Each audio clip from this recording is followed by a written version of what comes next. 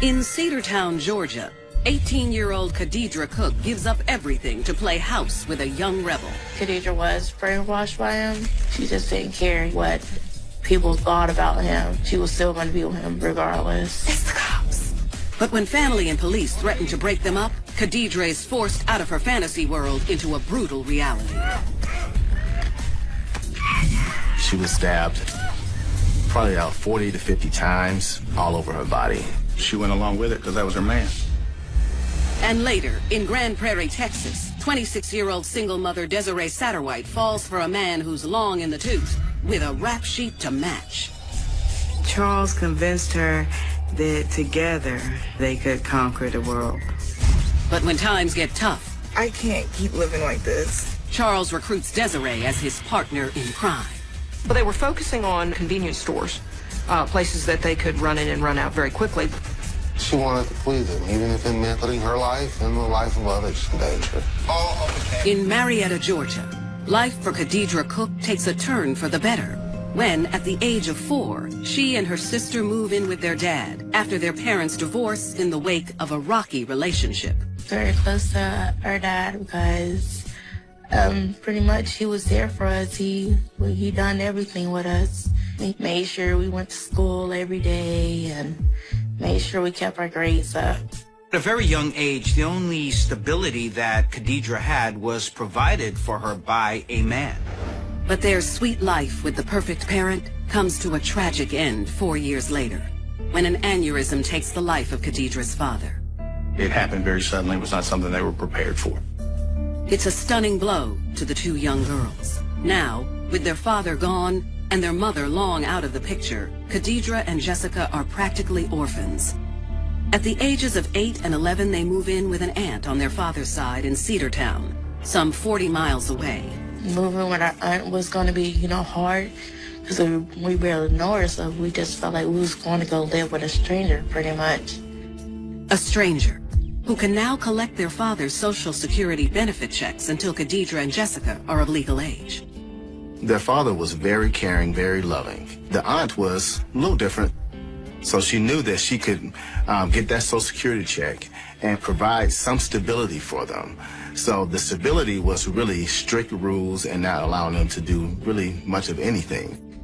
Cadedra goes from being the center of attention from her father to now being in a crowded home, taking up space, and she's there just for a check. So not only does this become a hardship for her, but it also keeps her from getting over the absence of her father. No longer a recipient of the love and attention she was raised with, by the age of 17, Cadedra grows into a troubled young lady. She kind of lost her drive, her focus. She started smoking cigarettes and drinking, not really being a participant in much of anything, kind of rebelling against everything. As Cadedra's 18th birthday nears, a light at the end of the tunnel presents itself when her older sister Jessica, now a single mother of twins, asks her to move in with her. I was like, I don't really care too much what you do as long as you don't get in trouble and you stay in school. And she agreed with it. She said, okay.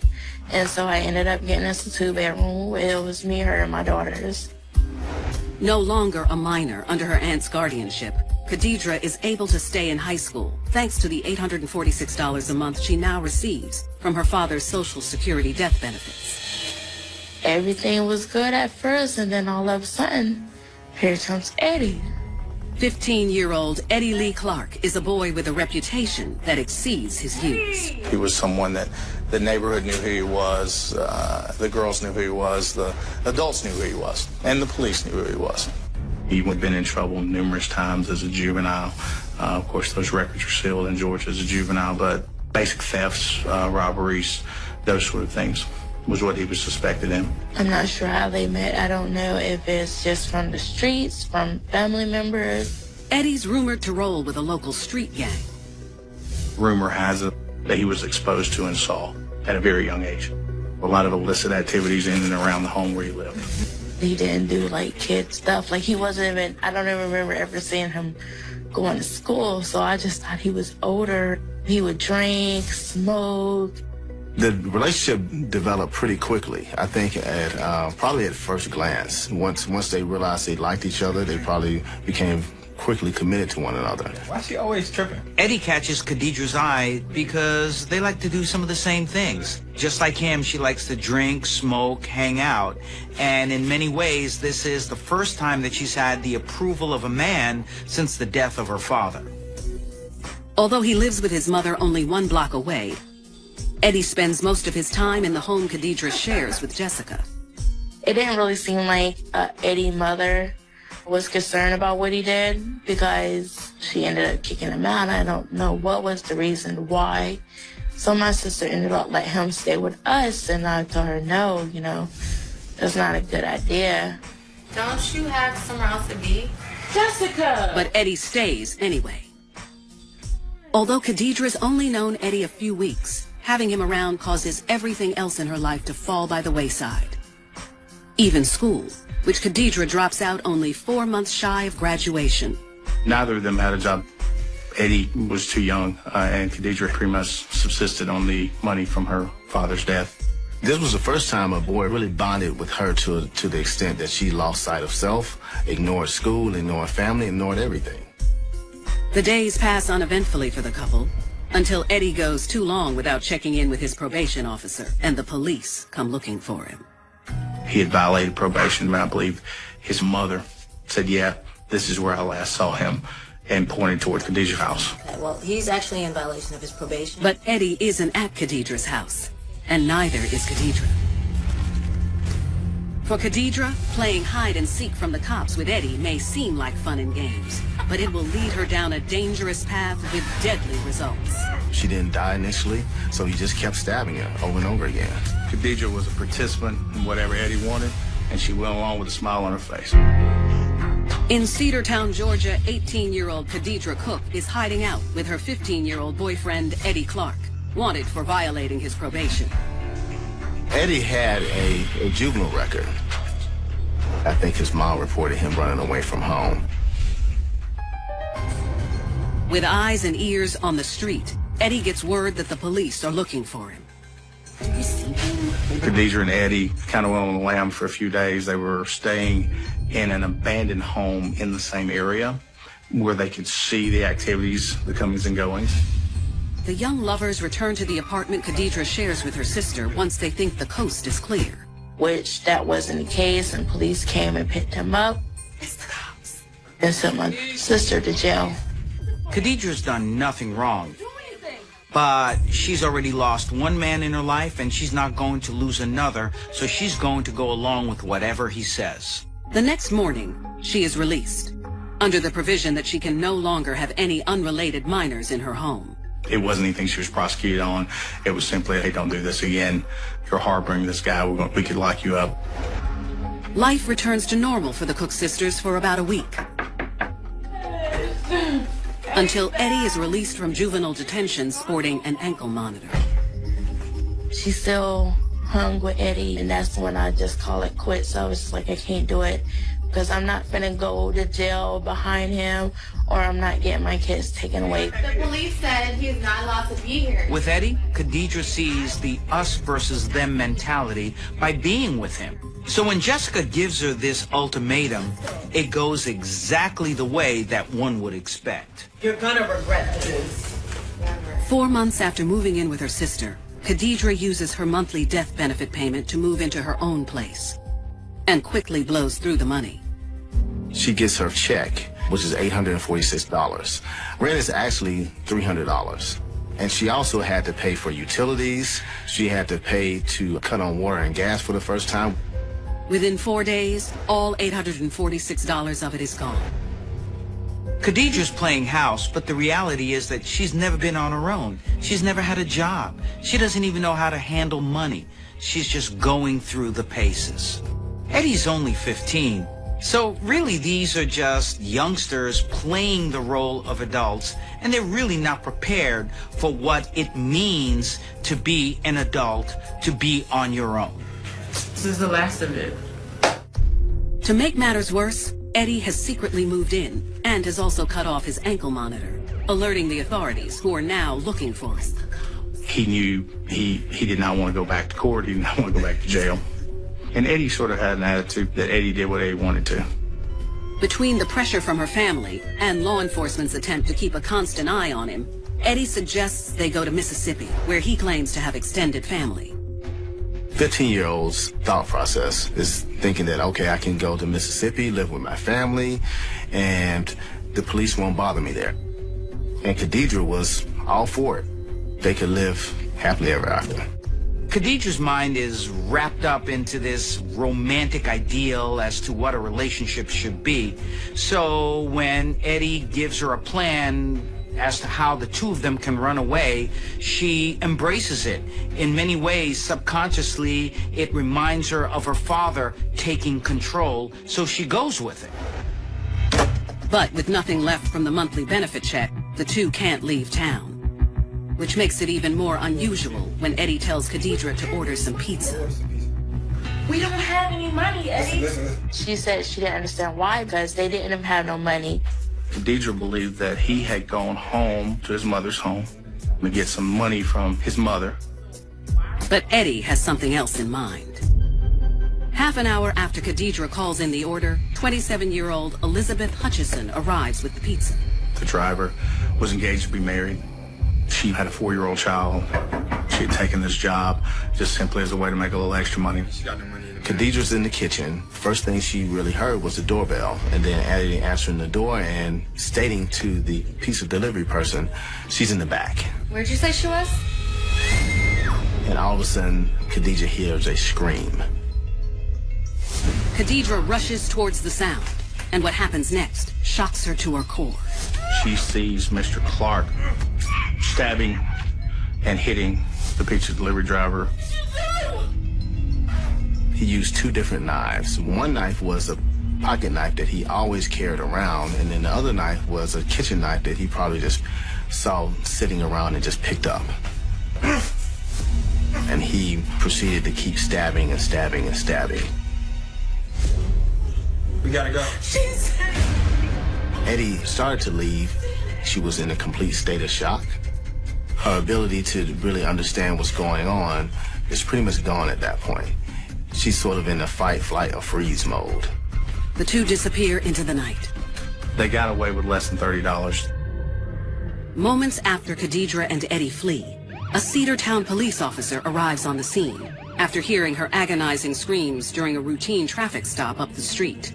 I just heard some suspicious activity. So the police show up and see Elizabeth there being a pool of blood, and they talk to her. I think she's saying something. She gives a description of both Cadedra and Eddie. She's gone. It is the last thing Elizabeth Hutchison will ever say. She expired there at the house. And now Cadedra and Eddie are on the run for a lot more than a parole violation. They're wanted for murder. The night of the murder, I got a call from the friend that I was staying with. She ended up calling me, and she said, police are down here at your sister's house. They're saying that she killed someone. My heart dropped, and I just dropped to my knees, and I just cried because I said, this can't be happening. And later, in Grand Prairie, Texas, 26-year-old Desiree Satterwhite falls for the charms of an older man with a violent past. He had a significant number of reward theft, firearms violations, burglary, and aggravated robbery. And when he returns to his criminal ways, Desiree is more than eager to go along with him. Charles introduced Desiree to what he used to do and talked about how they could do it together. On the night of the murder, Eddie had Cadedra call not 1, but 2 pizza places. Only Elizabeth Hutchison showed up. The gentleman who was supposed to deliver was a younger, athletic man, a bigger man. He forgot a 2-liter drink that had been ordered, so he had to go get it. And because of that, Elizabeth actually arrived first.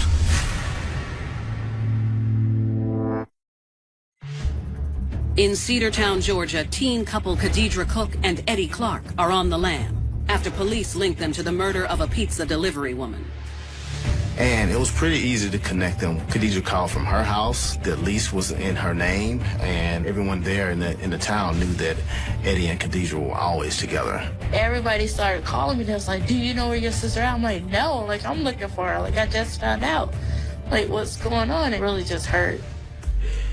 Cadedra and Eddie frantically call friends, looking for a place to hide out.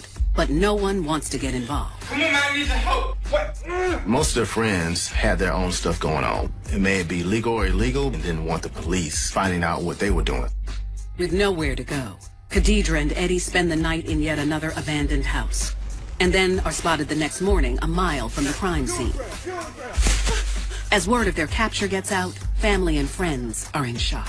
Come on. Come on. I wanted to think the best, well, maybe, she wasn't there. But I was like, no, then if she wasn't there, then how she end up with Eddie, and why are they running? Once in custody, Cadedra and Eddie are separated, and Cadedra pleads ignorance. Cadedra says that I didn't know what was going on. I just made the phone call to the pizza place. That's all that I really know. She was acting pretty confused, hoping that everything would go away and there would be no other questions to ask. But that wasn't the case. She had no idea what they'd done. She had no idea the severity of it. She was inquiring with me about the possibility of a bond. And my comment to her was that, in fact, Georgia still had a death penalty, and this could, in fact, be a death penalty case. She should be concerned with what sort of sentence she could be facing. Cadedra is in denial. Yes, of course, she called for the pizza delivery, but she didn't rob the person herself. In her mind, she's not guilty of any kind of crime. Less than 48 hours after the murder of Elizabeth Hutchison, Cadedra and Eddie are both charged with aggravated assault, aggravated robbery, and murder. She ended up pleading to felony murder. She received life. When I went to go visit her in jail, she just kept saying, like, how could I be so stupid? Everybody tried to tell me, look what type of situation I'm in. Although Eddie is a minor, the severity of the crime enables him to be tried as an adult, but without the possibility of a death sentence. Eddie also strikes a deal and pleads guilty. At the age of 17, he is sentenced to life with the possibility of parole after 50 years. The once enamored couple never communicates again. That love that she had for Eddie was lost very quickly, as soon as the reality set in that she was going to rot in jail. I believe if Eddie Clark hadn't been in her life, I don't believe she'd be sitting in prison. I think Cadedra Cook was simple with the ways of the world, and I think she had some growing up to do. And unfortunately, it happened way too fast, and now she's going to have to grow up in prison. Cadedra is a very young woman, but she spent more time in jail than she actually spent in the relationship with Eddie. So one could imagine that the only thing she's concerned about right now is to how she's going to get through this prison sentence, how she's going to stay safe, how she's going to live her life. I wish she had never met him. Her life would have turned out totally different.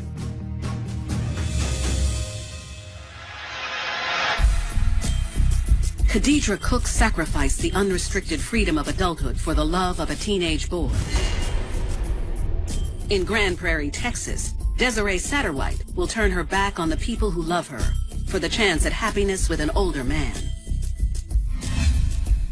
Desiree grows up in Grand Prairie, Texas, in the perfect home life, with the kind of parents every kid sees on TV and wishes they had in real life. Whether it was navigating through school, life, teen years, or whatever, she had her parents there for her, giving her support. Her parents were attentive. Her parents cared about her. Her parents loved her. Even after, at the age of 14, Desiree gives birth to her first child, and she doesn't know who the father is. She began associating with young men that perhaps weren't doing what they should have done. And she liked the bad boys. She liked the excitement of it. Sometimes, influences get the best of people. No matter how hard parents try, children can go the wrong way, make mistakes. That's what childhood is for.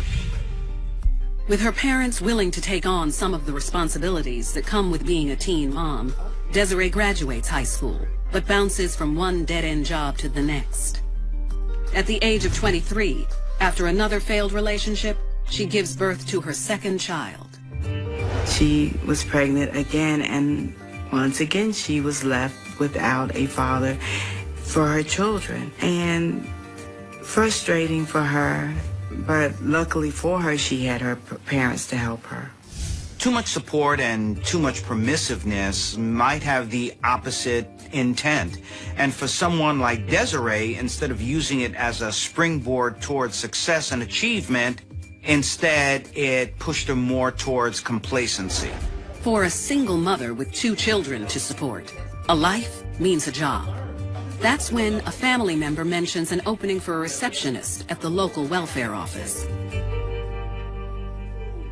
It was her mom who introduced her to the possibility of working at the welfare office, and it was a job that her parents could be proud of. Desiree takes to her job immediately and becomes a welcoming sight to those in need. Seeing her smiling could make all the difference in the world for them, and I think she realized that. But after a few months on the job, Desiree's smile hides her feelings of boredom, until the day her routine is broken up by the arrival of 48-year-old Charles Camp, a man down on his luck. He was handsome, charismatic. Man, these are those beautiful eyes. You smell nice, too. Charming, confident. He's just having a bump in the road right now. Desiree is intrigued by the much older, smooth-talking Romeo, whose surface appeal hides a violent and criminal past. He had a significant number of arrests and convictions for theft, firearms violations, burglary, aggravated burglary, and aggravated robbery. Miss Desiree? Yes. And after his most recent prison stint, the Kansas native has relocated to Grand Prairie in search of a fresh start. He was living with his sister. He had family here. So if he was seeking to leave the Kansas area, this would be a natural place to go. But once he meets Desiree, instead of a fresh start, he'll find a partner in crime. She was pumping him up as her Clyde, and he was pumping her up as his Bonnie. 26-year-old Desiree Satterwhite is drawn to handsome stranger, 48-year-old Charles Camp, a man who, unbeknownst to her, has a violent criminal past. Charles was a career criminal. He committed a string of crimes. He had been in and out of jail all his life. Desiree came from a very good home. She had a very loving father. So to meet someone like Charles, who's an older man, she sees the best in him right away. She becomes like putty in his hands. Miss Desiree? Yes. Several visits later, Charles starts looking forward to more than just his welfare checks. Charles knew what he wanted, and he saw it in Desiree. And so he started courting her at work. And he was persistent, and that was flattering to her. What are you doing? Just a few weeks in, the two begin a passionate affair, spending almost all of their time together at his sister's house where he's staying. After seeing Charles for almost a week, Desiree brings him home to meet her parents. The meeting doesn't go as well as she hopes. How did you two meet? And her mom, dad didn't understand and did not welcome Charles's intrusion in her life. 48. Was enough to give him pause and threw up a bunch of red flags for them. Desiree's parents really don't like Charles. They see him as a predator. After all, he comes from their generation. He's got a lot more experience than she does, and they know that she's really naive to the ways of the world. Over the next month, Desiree spends more and more time with Charles, and less time at home. She still had contact with her children, but they primarily lived with their grandparents during that period, but mostly she stayed with Charles and she avoided her parents. It had to be disheartening for Desiree's mom and dad because here she was so easily swayed and just running off and literally forgetting her children. Desiree had children when she was very young. In fact, when she was just a child herself. Desiree never had that freedom that comes with being a youngster, being a teenager. Now she has that with Charles. But she did have parents who tried to keep her on the right path, the path of responsibility. All seems well for the couple, until cutbacks at the welfare office force Desiree out of work. We're having cutbacks and you have to let you go. I'm sorry. All of a sudden, she lost her job. They no longer needed her services. You have to let me go. And here she looks at Charles. What are we going to do? I lost my job. Desiree's uncertainty is compounded by the fact that Charles has not been able to find employment because of his criminal record. Charles, like so many others who are released from prison, oftentimes find themselves, they're going out searching for jobs. On the application, it asks that question, and that question is one that a lot of employers shy away from, and they will turn you away. And he was turned away. When Desiree's parents learn of their daughter's plight, they try to intervene. They're telling her, come home, get your life together, we'll help you. And that's not what Desiree wanted.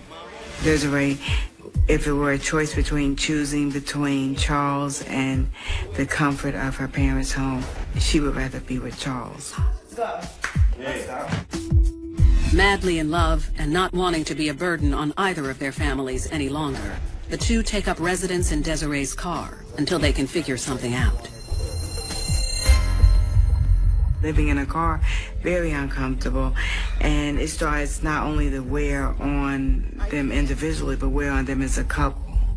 2 nights later, Charles tells Desiree he thinks he has a solution. Get some cash, okay? They've gotta eat. They gotta figure out a way to make some money, and it had to be pretty quick. He revealed information about the robberies, his past. I doubt that he told her about how lengthy his history was. I don't think he was ever truly honest with her. Charles portrays himself to Desiree as a total victim of injustice, of society. Sort of like a Robin Hood type who robs from the rich and gives to the poor, but all in all doesn't really want to be involved in illegal activities, but has no choice. He's got to survive. And Desiree loves this man, is enthralled by him, and trusts him. Charles tells Desiree how he went about robbing small businesses, and how it'd be a lot less dangerous to pull one off now if he had someone to scout the place out prior to him going in. Me? You want me to help you? He's pulling on her hard to get her to say, okay, I'm going to come in with you. And so perhaps she's willing to do what she has to do in order for him to successfully get through a robbery. With Desiree on board, there's only one more thing Charles needs: a gun. And she tells him she knows where they can get one. Desiree started injecting her thoughts and her ideas on how they could make this life of crime work, if you will. The next day, Desiree and Charles make a surprise visit to her parents' house. So she knew her mother had a gun, and she volunteered her mom's gun to be used as they committed their crimes. Desiree had only brought Charles to her parents' house 3 times. The last time she brought him over there, he stole the gun. Desiree and Charles think they found the solution to their problems, but they'll soon find out. Kind of slow today. If you play with fire, you're going to get burned. She had family and children and everything in the world to live for. And she disregarded that for, easy money. She put everything on. Satterwhite and her boyfriend, 48-year-old ex-convict Charles Camp, are homeless, jobless, and living in their car in the Dallas-Fort Worth area. That's when her man tells her he knows how to get some quick cash by hitting small shots. I absolutely think that there was an attraction to that lifestyle. I think she perceived it as being romantic. She perceived it as being exciting. I think Desiree, in her heart of hearts, was a risk taker. And I think she had a good time with this. And I think that she perceived Charles as being powerful. Later that afternoon, the duo makes their debut score. The first location that they went to, that we have evidence of, was a sandwich shop in the city of Fort Worth on Maurice Avenue. It was located in a strip mall. Desiree goes in and stakes the place out. It's kind of slow today. Talk to the clerk, maybe look around, come back out, tell them how many people were inside. She's seen that no one's there are no customers. And so, he goes into the store. And while he doesn't fire the firearm, he does brandish it and demand all the money. For 20 minutes till I'm long gone. The clerk hands over the cash and the robbery goes off without a hitch. Desiree and Charles flee with their take, a little over $100. It's barely enough to get them a hotel room for the night. They weren't living high on the hog at all. They had enough money at the end of the day to get a room and some food and gas. You would think that maybe they went out and partied and had a good time, and actually they took care of business. They wanted to eat, and they paid the car insurance. It was their home. They needed to have it secured, but that money was gone. It wasn't much, so it was gone quickly, and they needed to come up with more, and there you start hatching the plans for more robberies, more victims. A fantasy the two turn into a reality in and around the greater Dallas-Fort Worth area several more times. Desiree had an opportunity to make the right decision. She could have gone home to her parents and to her children in a normal life. But instead, she decided to stay there and abet that particular situation. Most likely because it was for her love for Charles, and just as important, the fact that this was so exciting. It brought a new meaning to her life. As usual, their spoils are only enough for essentials and an occasional hotel room. And this is the big payoff. This is a reward for all the work that they've done, all the crimes that they've committed thus far. Just to be able to sleep in a bed. Over the next 6 days, Charles and Desiree keep their heists going. They were spacing them out geographically as they committed more offenses. I'm not positive even that we know all of the offenses they committed. I think Desiree and Charles believed as long as they kept going to different jurisdictions and doing robberies in different cities, that they could keep hopscotching their way across Texas, and that way they could roam around. And the more places they rob, the more it becomes equal part necessity and equal part thrill. You got the idea that they felt invincible and that they were feeding off of one another's energy. Desiree saw this man as her knight in shining armor, and she was his ride or die chick. Desiree and Charles are caught up in their own world, in their own fantasy, in their own reality. For them, it's day-to-day, robbery by robbery. Then 11 days into their spree, Desiree and Charles are so desperate for cash, they return to the scene of their first crime, to rob another store a few doors down. And that turned out to be a mistake for them. It put them in a location where people could compare notes and identify them. In addition, the new location is also a lot more high-tech than the first one. That store had a beautiful video surveillance system. So when they left the store, we had wonderful video footage of their faces and Desiree's car. Desiree and Charles don't know it, but their images have made their way across all the local jurisdictions, and a manhunt ensues. The police were working together once they determined that there was a pattern here. And when Desiree and Charles try their luck in Dallas, their luck will finally run out. When they were stopped by the police, the firearm that was used to commit the offenses was in the car. She and Charles were in this together. They quickly reached a point of no return. Armed robbery, even if there are no casualties, is far from a victimless crime. One of the clerks that Charles Camp robbed told us that she was thinking about her son when this happened, and that she called her supervisor immediately after the robbery and told him she quit. And I have spoken with her on 2 occasions after that, and she did quit and has not gone back to work at a convenience store. In Prairie, Texas, Desiree Satterwhite has been enlisted into a life of crime by her ex-con boyfriend, Charles Camp. The two are suspected of the armed robberies of 8 businesses in just 11 days. And police from 4 jurisdictions are hot on their heels. You got the idea that they felt invincible and that they were feeding off of one another's energy. She was supporting him and lifting him up. A Be on the Lookout is issued, featuring pictures and detailed descriptions of Charles, Desiree, and Desiree's car.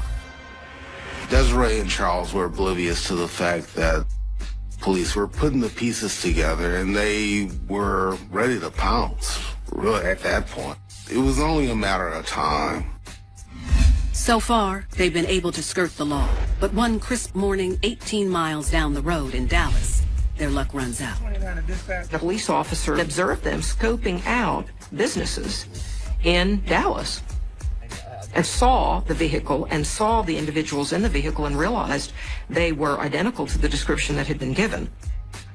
As officers move in, Desiree and Charles's gun is in plain sight.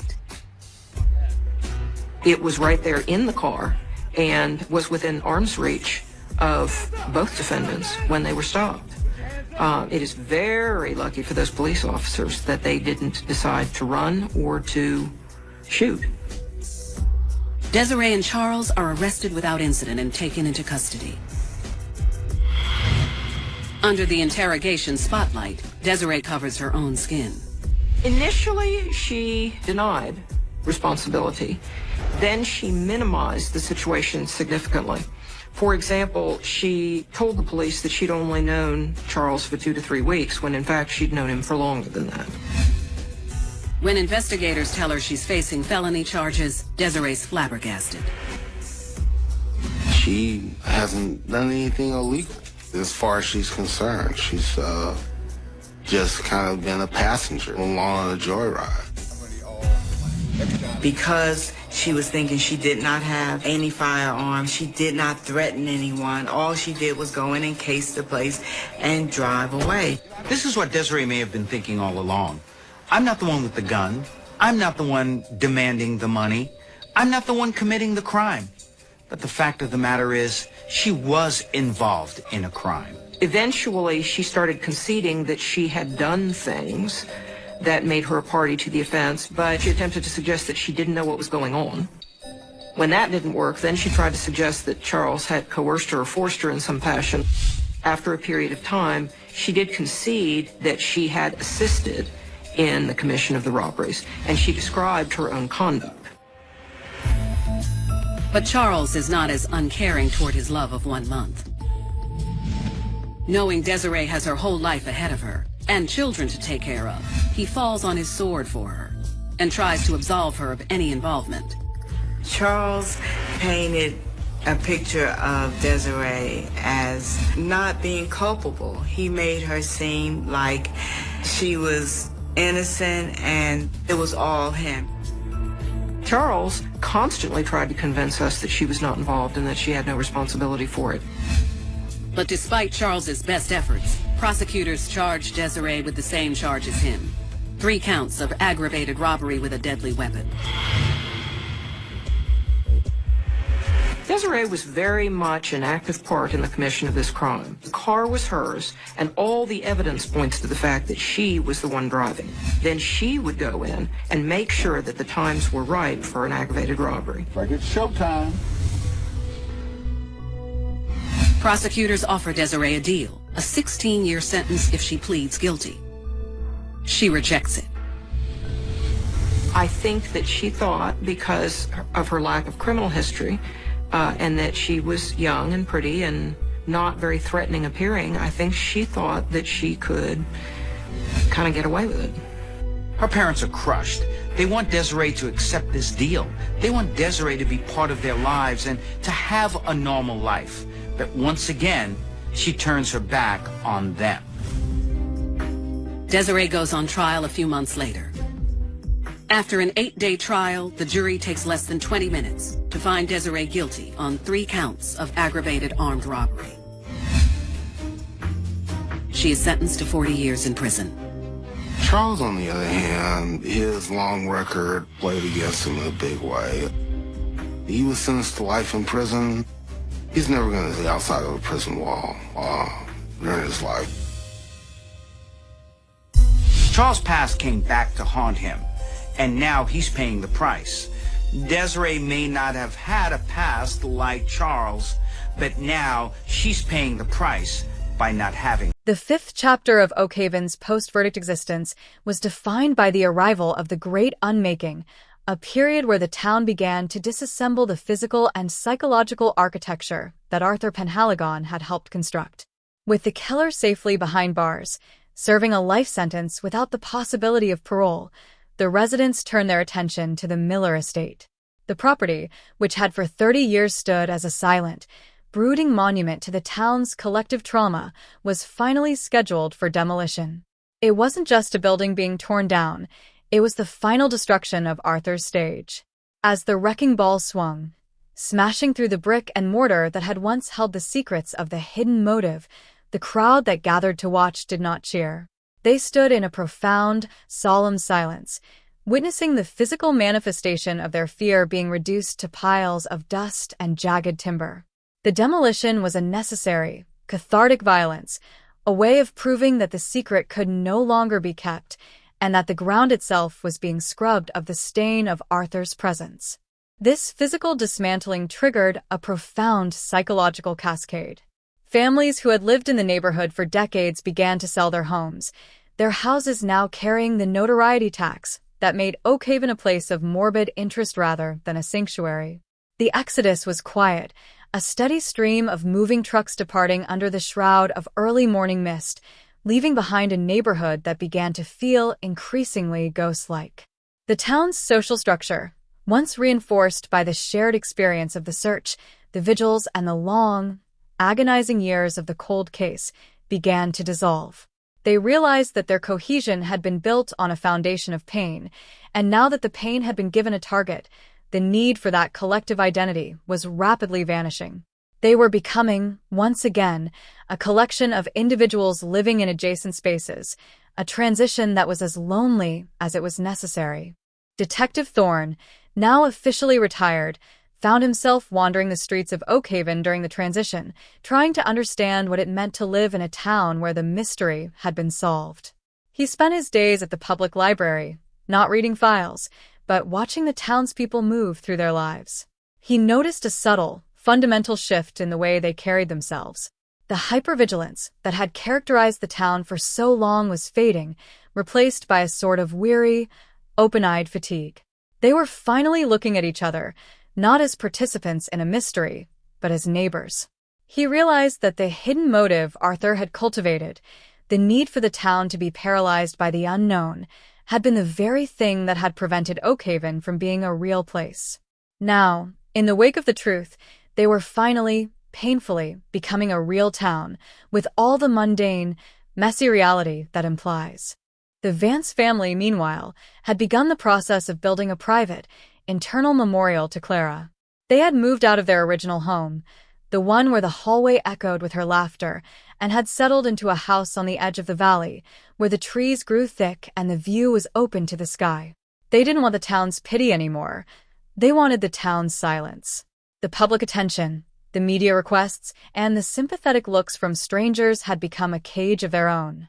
They started a scholarship in Clara's name, not at the high school, but at a conservatory in a different state, an act of defiance that sent Clara's spirit into a world where she could be remembered for her love of music rather than her tragic end. It was their way of finally taking back the narrative, of ensuring that Clara's life was not defined by Arthur's motive, but by her own, vibrant potential. In the precinct, the Blackwood Creek files, or rather, the Oakhaven files, were officially archived. The sheer volume of material, once the subject of so much desperate, frantic energy, was now boxed up, labeled, and placed on a shelf in a climate-controlled room where it would likely remain untouched for generations. The newer officers, the ones who had come to the department after the arrest, looked at the boxes with a mixture of reverence and detachment. To them, the case was history, a part of the training curriculum, a study in how not to handle a scene, a reminder of the dangers of institutional complacency. They didn't feel the weight of it, and for the veterans who remained, that was a mercy. They wanted the next generation to be free from the shadow, even if that meant the lessons were eventually forgotten. The town's economy, which had once been bolstered by the mystery industry, began to struggle. The coffee shops, the local boutiques, and the service businesses that had thrived on the attention of the true crime pilgrims were facing a brutal reality. The world had moved on. The case was old news. The morbid tourists had packed up their cameras and headed to the next sensational headline, leaving Oak Haven to figure out how to exist as a normal, unremarkable suburb. It was a difficult, lean transition. The town had been addicted to the tragedy, and the withdrawal was long and painful. They had to learn how to exist without the spotlight, how to find value in the mundane, and how to define themselves by something other than their suffering. It was the hardest part of the recovery, the need to become boring again. One of the most peculiar and lasting effects of the case was the way it had reshaped the local religious life. The church, which had been the site of so many vigils, had undergone a theological crisis. The parishioners weren't just asking where God was when Clara was taken, they were asking how a community of believers could have allowed the wolf to lead them. The sermons shifted from themes of comfort and grace to themes of responsibility and the necessity of witnessing. It was a harder, more cynical, but perhaps more honest faith. They had learned that the community was not a shelter from the world's evils, but a place where those evils could hide if the community failed to remain vigilant. The pews were no longer filled with people looking for comfort. They were filled with people looking for a way to stay awake. Thorne, in his final conversation with the chief of police, discussed the hidden motive one last time. "You know," the chief said, staring out the window at the construction crews leveling the Miller estate, "the real tragedy isn't that Arthur was a monster. The real tragedy is that he was a mirror. He showed us exactly what we were, a town that preferred a comfortable lie to an inconvenient truth." Thorne agreed. The motive wasn't just Arthur's ego. It was the town's own, collective desire to look away. They had all been complicit in their own ignorance, and the arrest and trial had been the only way to break that spell. They were finally seeing themselves for who they were, and the image was not as flattering as they had once believed. As the months of this fifth year drew to a close, Oak Haven began to take on the appearance of a place that was actually finally healing.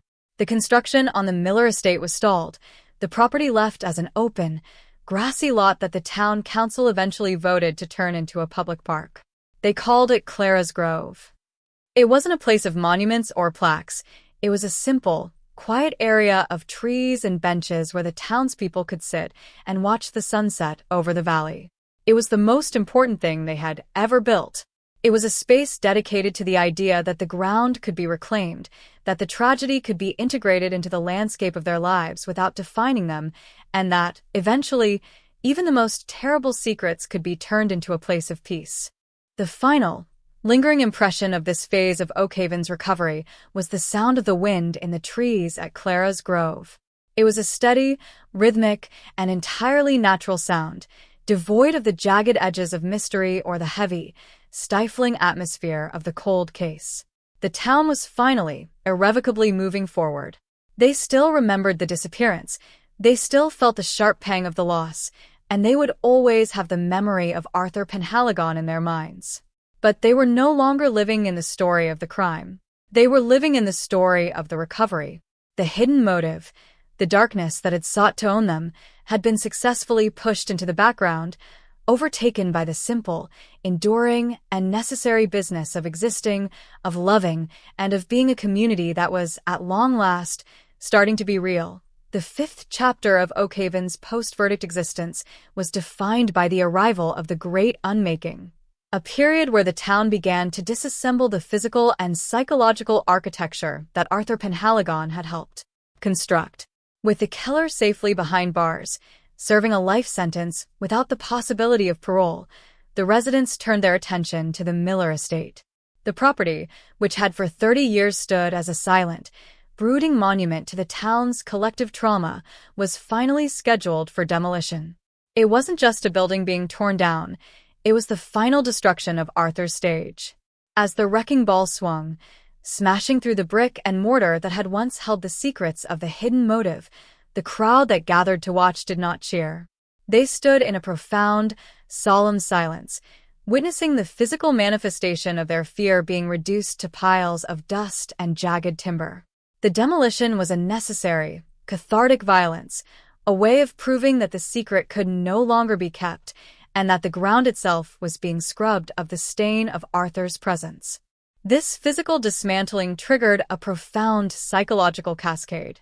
Families who had lived in the neighborhood for decades began to sell their homes, their houses now carrying the notoriety tax that made Oakhaven a place of morbid interest rather than a sanctuary. The exodus was quiet, a steady stream of moving trucks departing under the shroud of early morning mist, leaving behind a neighborhood that began to feel increasingly ghost-like. The town's social structure, once reinforced by the shared experience of the search, the vigils, and the long, agonizing years of the cold case, began to dissolve.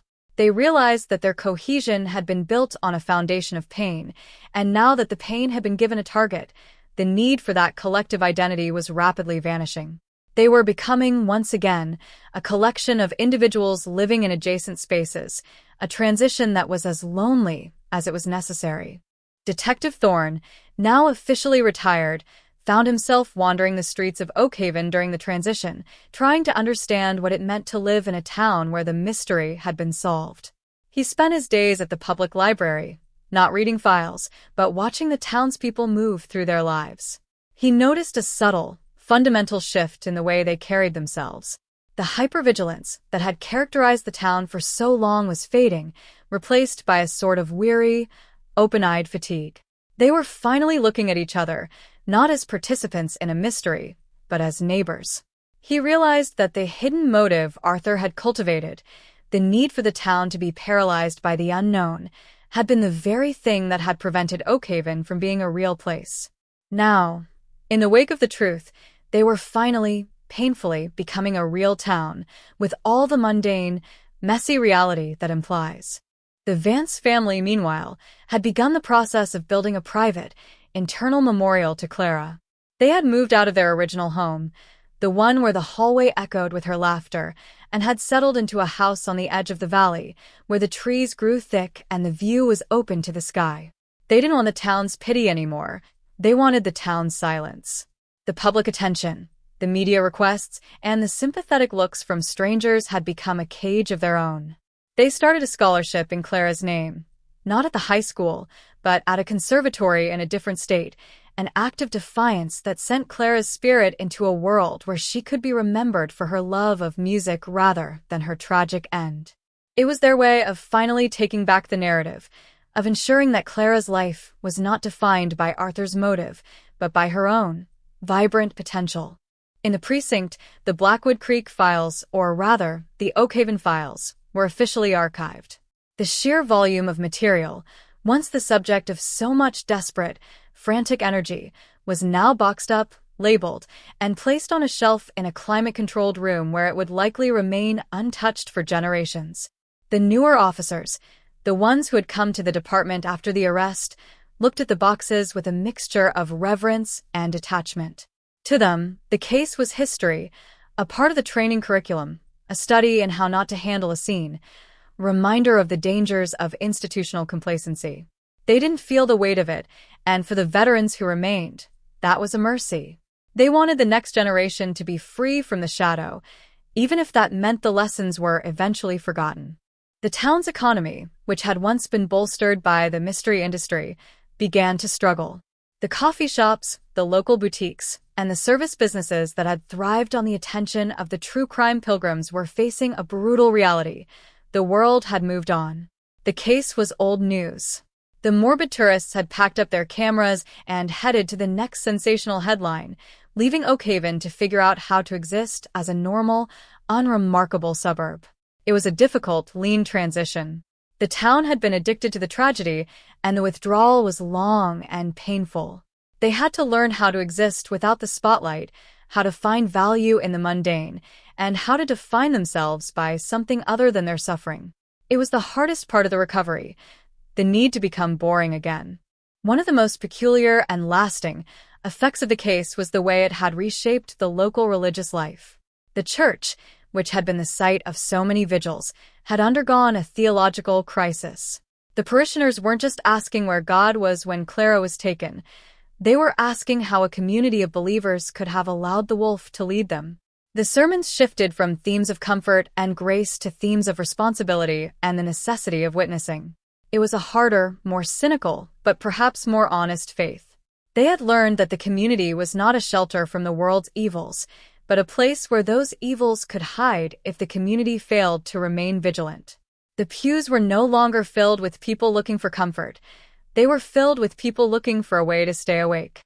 Thorne, in his final conversation with the chief of police, discussed the hidden motive one last time.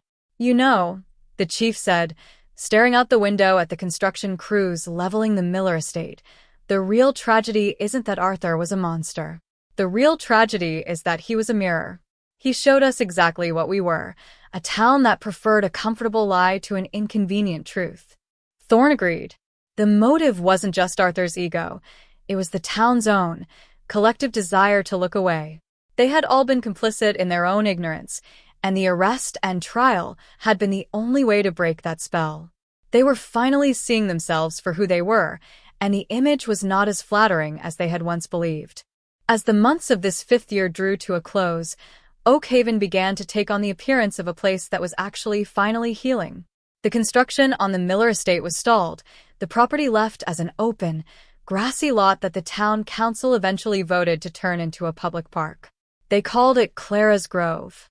It wasn't a place of monuments or plaques. It was a simple, quiet area of trees and benches where the townspeople could sit and watch the sunset over the valley. It was the most important thing they had ever built.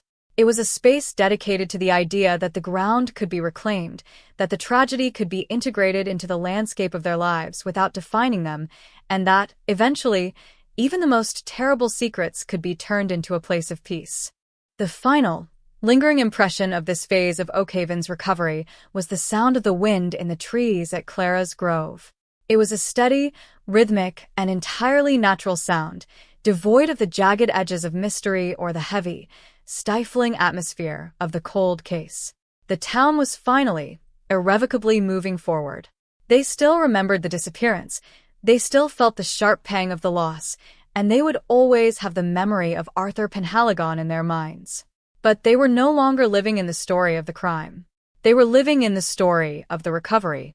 The hidden motive, the darkness that had sought to own them, had been successfully pushed into the background, overtaken by the simple, enduring, and necessary business of existing, of loving, and of being a community that was, at long last, starting to be real.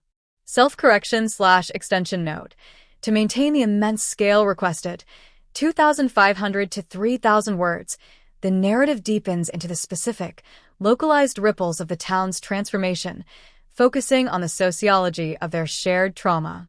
As the fifth year deepened into winter, the town of Oak Haven transformed into a landscape of quiet, monochromatic resilience. The snow, falling heavily on the empty lot where the Miller house once stood, felt like a clean slate.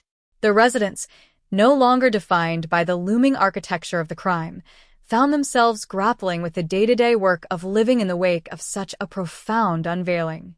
The social bonds that had been frayed by suspicion and the exhaustion of the trial were now being painstakingly mended. It was a process of slow, deliberate stitching. Coffee meetings were no longer about the investigation. They were about the repair of the school's leaking roof, the organization of a local food drive, or the planning of the spring garden. This return to the mundane was not an avoidance of the past. It was a reclamation of the future. The trauma of the cold case had acted as a filter, removing the superficial layers of their communal life. Those who had used the town as a mere stopover point, or who were not willing to engage with the difficult reality of what had happened, had largely departed. Those who remained, the ones who stayed to witness the trial, to mourn the loss, and to rebuild the town, were bonded by a shared, unspoken understanding. They knew what it meant to be a resident of Oak Haven. They knew the cost of silence, and they knew the value of looking each other in the eye. This shared knowledge created a communal atmosphere that was markedly different from before. There was a sense of depth, a gravity to their interactions that felt entirely new. Thorne, observing this from his new life of retirement, noted that the town had entered a period of what he termed communal consolidation. The frantic energy that had characterized the trial years was gone, replaced by a steady, persistent pulse. The town's institutions, from the school to the library to the church, were all undergoing a period of internal realignment. They were no longer operating on the assumption of an untroubled peace. They were operating on the assumption of a fragile, precious, and highly guarded community. This change was reflected in the very language they used. The phrases of polite, suburban avoidance were replaced by a more direct, grounded vocabulary. People spoke about their problems, their fears, and their hopes for the town with an openness that had been missing for generations. The transformation was perhaps most visible in the children. They were being raised in a town that was honest about its scars. They didn't learn about the perfect Oakhaven of the past. They learned about the town that had failed, had suffered, and had learned how to stand back up. This was a profound educational shift. It was teaching them that humanity is not a performance of perfection, but a commitment to the work of repairing the damage when it inevitably occurs. They were becoming the guardians of a different kind of suburban legacy, one that was built on the foundation of communal resilience rather than the facade of safety. The fifth year, therefore, became a pivot point. It was the moment Oakhaven stopped looking back at what it had lost and started looking forward at what it could become. The shadow of Arthur Penhaligon, though it remained in their history, had finally lost its power to dictate their future. They had successfully navigated the most difficult, the most painful, and the most essential part of their journey, the transition from a place of mystery to a place of truth. The cold case had been the catalyst, but the community had been the agent of its own salvation. As the fifth year ended, the town was not only whole, it was, for the first time in its history, a place where the people really knew who they were, and more importantly, they knew who they were to each other. They had survived, and in the survival, they had found something that was far more durable than the peace they had lost. They had found each other. The sixth year of Oakhaven's post-verdict timeline was characterized by an eerie, atmospheric stillness, a period that locals would later refer to as the Great Thinning. With the physical destruction of the Miller estate and the conversion of the site into Clara's Grove, the town had successfully purged the most tangible evidence of Arthur Penhaligon's pathology. Yet, the psychological vacuum left in the wake of the hidden motive revelation was far more difficult to address.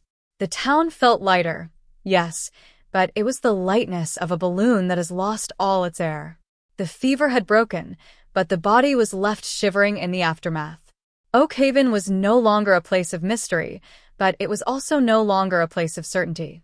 The residents lived in a space where they had finally been forced to confront the absolute fragility of their reality, and that knowledge had fundamentally altered the way they moved through their own lives.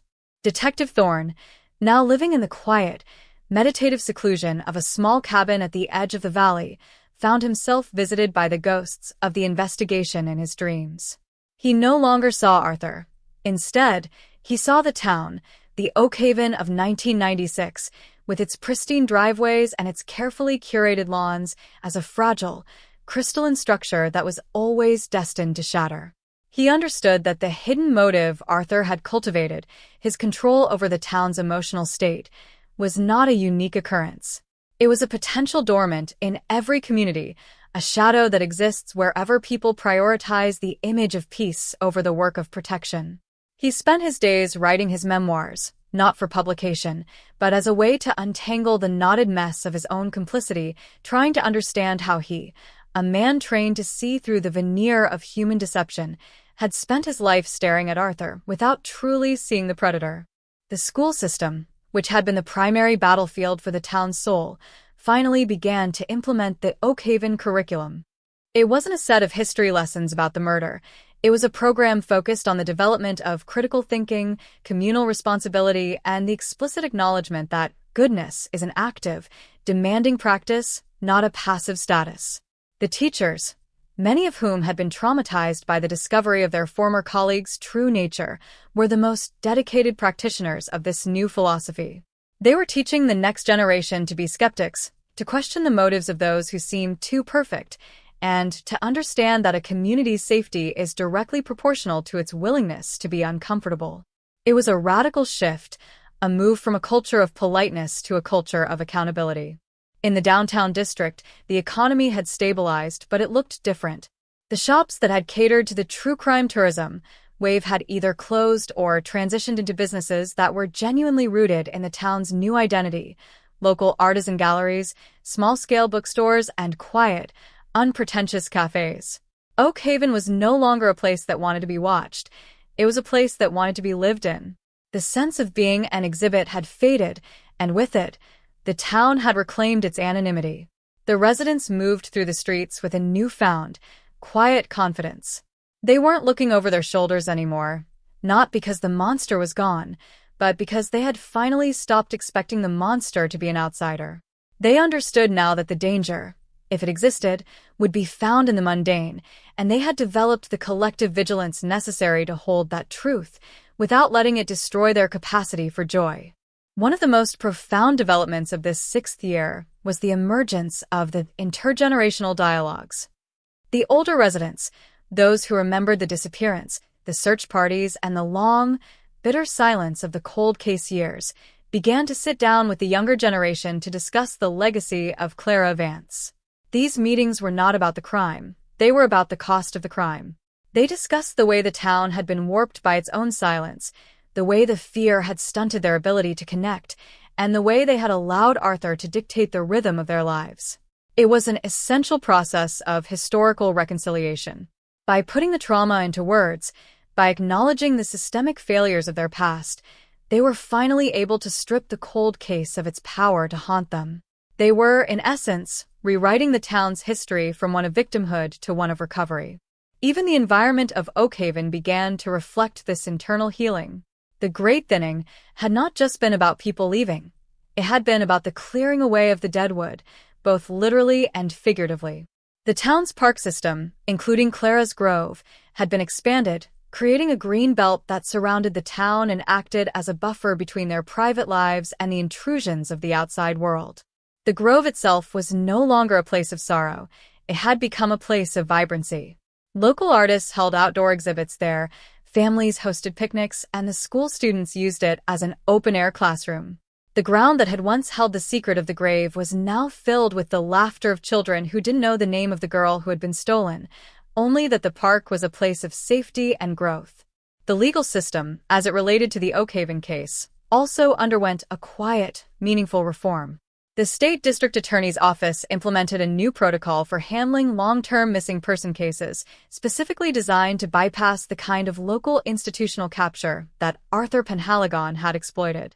They mandated external audits for all cold cases, ensuring that no individual, regardless of their family status or local influence, could exert control over an investigation. The Arthur Penhaligon effect became a case study for law enforcement agencies across the state, a permanent, chilling reminder that a closed circle is a breeding ground for corruption. It was a tangible, positive output from the years of suffering, a way to ensure that the tragedy of Clara Vance would continue to protect other lives long after the headlines had ceased. Thorne, in his final visit to the Grove, noticed something that he hadn't seen before. A small sapling, a native oak, was growing almost exactly where the Miller Estate's cellar had once been. It was sturdy, resilient, and already deeply rooted. He stood before it, the cool air of the valley brushing against his face, and he realized that the town was like that tree. It had been cut back to the root, stripped of its shelter, and exposed to the harsh, unforgiving light of the truth. But in that exposure, it had found the capacity for a more honest, more robust growth. The hidden motive that Arthur had used to control the town, the power of the secret, had been completely neutralized. They had no secrets anymore. They were entirely, dangerously, and beautifully transparent. There was a finality to the atmosphere in the town as the 6th year drew to a close. The Oak Haven of the past, the Oak Haven of the postcard-perfect facades and the hidden, festering rot, was effectively dead. It had been replaced by something smaller, perhaps, and definitely less ambitious, but something far more authentic. The town had learned the hardest lesson of all, that safety is not a state of being, but a constant, vigilant act of community. They had learned that the only way to prevent a predator from using their trust against them was to never make that trust blind in the first place. They were a community of eyes wide open, walking through a world that was still filled with darkness, but walking together, with the steady, practiced grace of those who have seen the worst of what humanity can do and have decided, with every waking breath, to be better than that. The sunset over Oakhaven on the final day of the 6th year was a blaze of orange and gold, a display of such intensity that it felt like a benediction. The valley was bathed in light, the long shadows of the pines stretching out like reaching fingers, but they no longer felt threatening. They were just shadows, an inevitable, necessary part of the landscape. Thorne stood on his porch, a cup of tea in his hands, and watched the town grow quiet. The streetlights flickered to life, one by one, a simple, mundane, and comforting sight. The case was closed, the secret was solved, and the town was safe, not because they had achieved a perfect, untouchable order, but because they had finally, truly, accepted the reality of their own vulnerability. They were a real town in a real world, and for the first time in 30 years, the silence that fell over Oakhaven was not the silence of a mystery.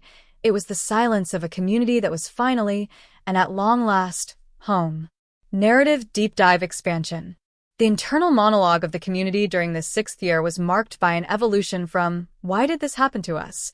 to "How do we ensure we are the kind of people who would notice if it started again?" This transition was subtle, occurring in the kitchens and living rooms of Oakhaven. It manifested in the way neighbors started checking in rather than checking up. The boundaries between private concern and public involvement became porous as the town realized that the isolation of the individual was the primary catalyst for the predator's success. Arthur Penhaligon had existed in the interstices of their social life, in those quiet, ignored gaps between families. The town was now methodically closing those gaps, not with fences, but with relationships. One specific instance that solidified this change was the winter solstice vigil. In years past, vigils had been mournful, candlelit affairs focused on the missing girl. This year, the vigil was a dinner held in the town square. It was loud, chaotic, and filled with the warmth of shared food and shared stories. It was an affirmation of presence. They were not gathered to remember who was gone. They were gathered to celebrate who was still there. It was a conscious choice to prioritize the living, to acknowledge the fragility of their existence by leaning into the strength of their connection. The silence that had once defined Oakhaven was replaced by the noise of life, a noise that served as a constant, reassuring hum against the possibility of darkness. Thorne, in his logs, noted the irony of this evolution. The town had feared the hidden motive for decades, believing it was a labyrinthine, complex structure of evil. In the end, it was a simple, stark void, a lack of connection, a lack of awareness, a lack of honest engagement. The predator had thrived because the town had failed to be a community, instead choosing to be a collection of people who lived in proximity but existed in isolation. The Great Thinning was the town's way of correcting that imbalance. By forcing themselves to become small, to become manageable, to become accessible to one another, they were creating an environment where a predator could no longer breathe.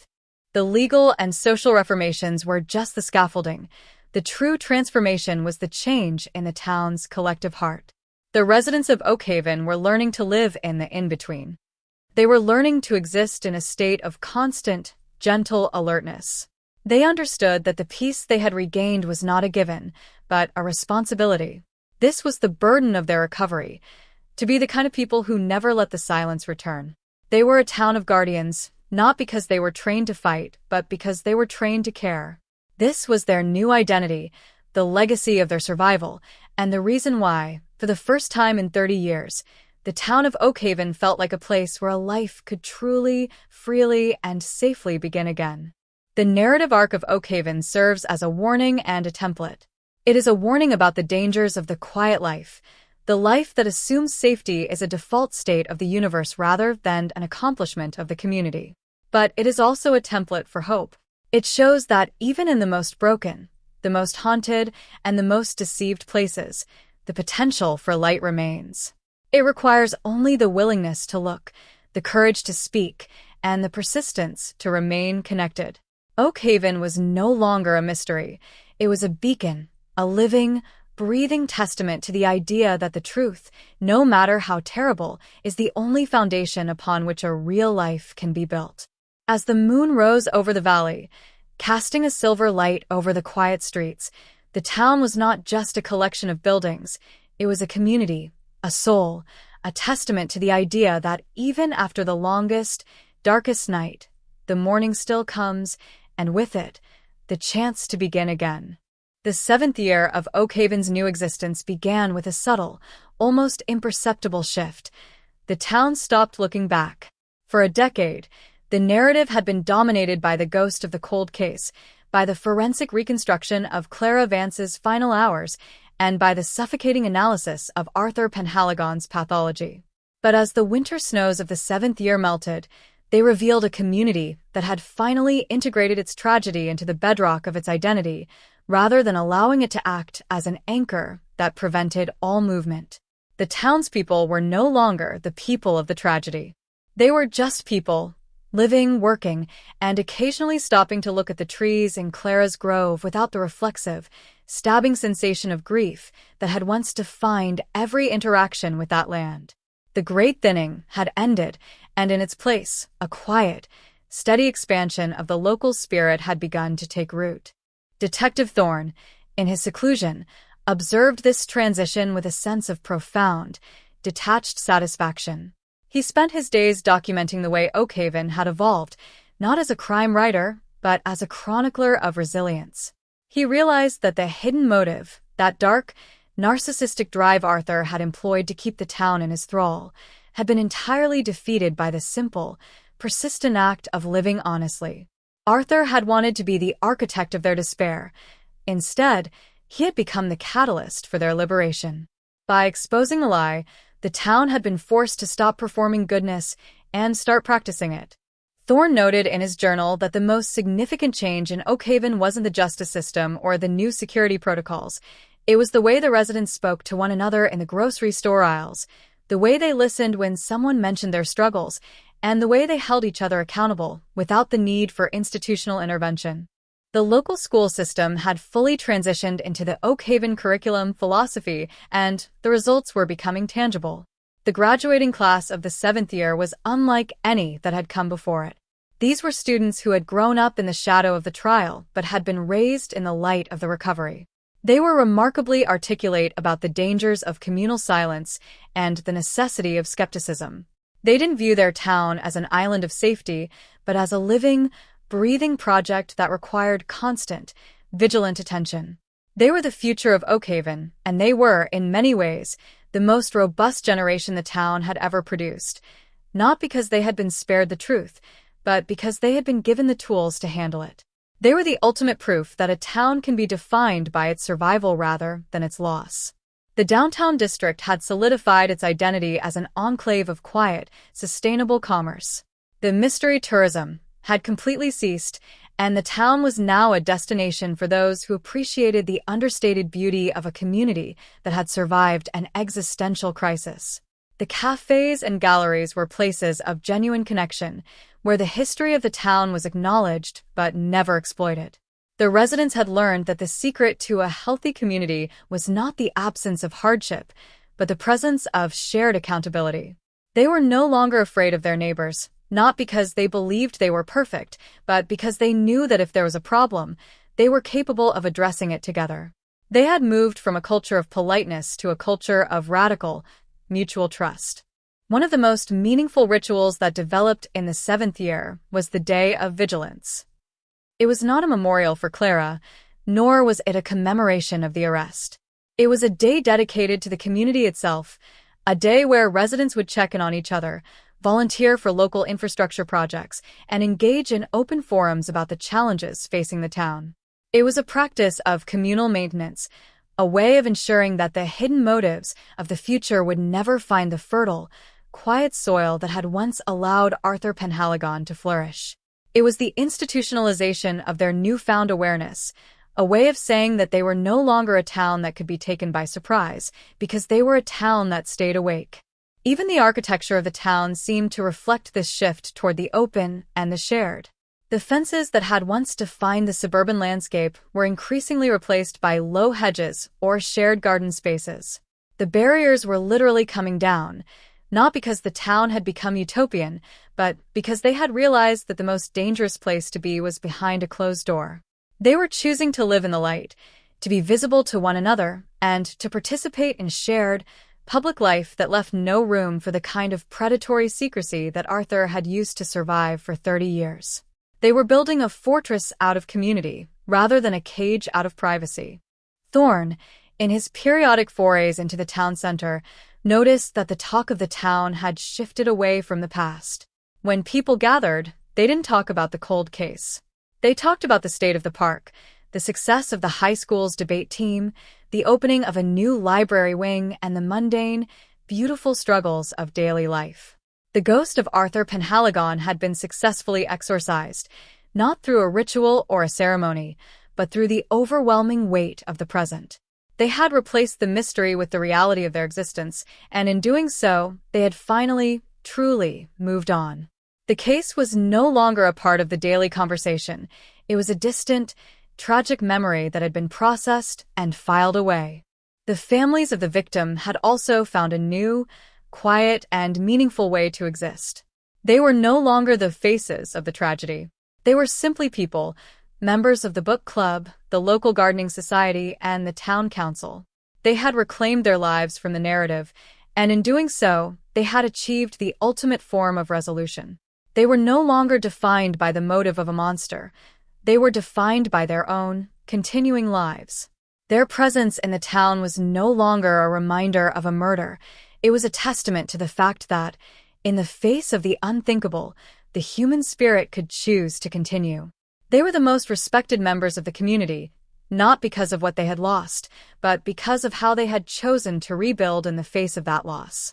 As the 7th year concluded, Thorne sat on his porch, watching the lights of Oakhaven flicker to life across the valley. The town looked peaceful, ordered, and, above all, normal. It was the normality they had all been chasing, but he now realized that it wasn't the same normality they had possessed in 1996. The 1996 version had been an illusion, a fragile, unearned sense of safety that had collapsed at the first sign of pressure. The Oakhaven of the 7th year was different. It was a normality that had been earned through the crucible of the trial and the long, agonizing work of recovery. It was a grounded, conscious, and deliberate normality. They were a community that knew the price of their peace, and because they knew the price, they were far more likely to protect it. The final, lingering thought of the 7th year was that the cold case had been, in its own terrible way, a gift. It had been the most destructive, painful, and shattering event in the town's history, but it had also been the event that had forced them to see themselves clearly. It had stripped away the illusions of the suburban dream and revealed the raw, necessary truth of what it means to be a neighbor. They were no longer a town that was merely sleeping. They were a town that was awake. They were a community that understood that the light of the future is not something you are given, but something you have to actively protect every single day against the encroaching, patient shadows of the world. They were finally, truly, home, and for the first time in 30 years, the silence that followed was not the sound of a secret. It was the sound of a community that was finally, and at long last, at peace with itself. Narrative expansion. The internal life of the valley. Beneath the surface of this newfound tranquility, the town was undergoing a quiet, internal realignment. The Great Thinning had left behind a leaner, more focused population, and this demographic shift had created a unique, almost tribal, solidarity. They were no longer a town of passive residents. They were a town of active participants. The Day of Vigilance grew to include not just the town council, but every single organization, from the local library's reading groups to the high school soccer teams. They understood that the strength of Oakhaven was not in its rules, but in its observation of one another. This observation was no longer rooted in the suspicion of the trial years. It was rooted in the empathy of the recovery years. They watched each other not to judge, but to support, to ensure that no one fell into the kind of profound, unchecked isolation that had once defined the killer's life. Thorne, in the margins of his notes, observed the way the town had managed to institutionalize its grief. It was not a formal, cold institution, but a warm, living one. The Clara Vance Scholarship, which had started as a small, quiet act of the family, was now the centerpiece of the town's civic calendar. It wasn't about grades, it was about character. It was awarded to the student who had shown the most consistent, selfless commitment to the community's well-being. It was a recognition that the future of Oakhaven depended not on the brilliance of its individuals, but on the strength of its collective heart.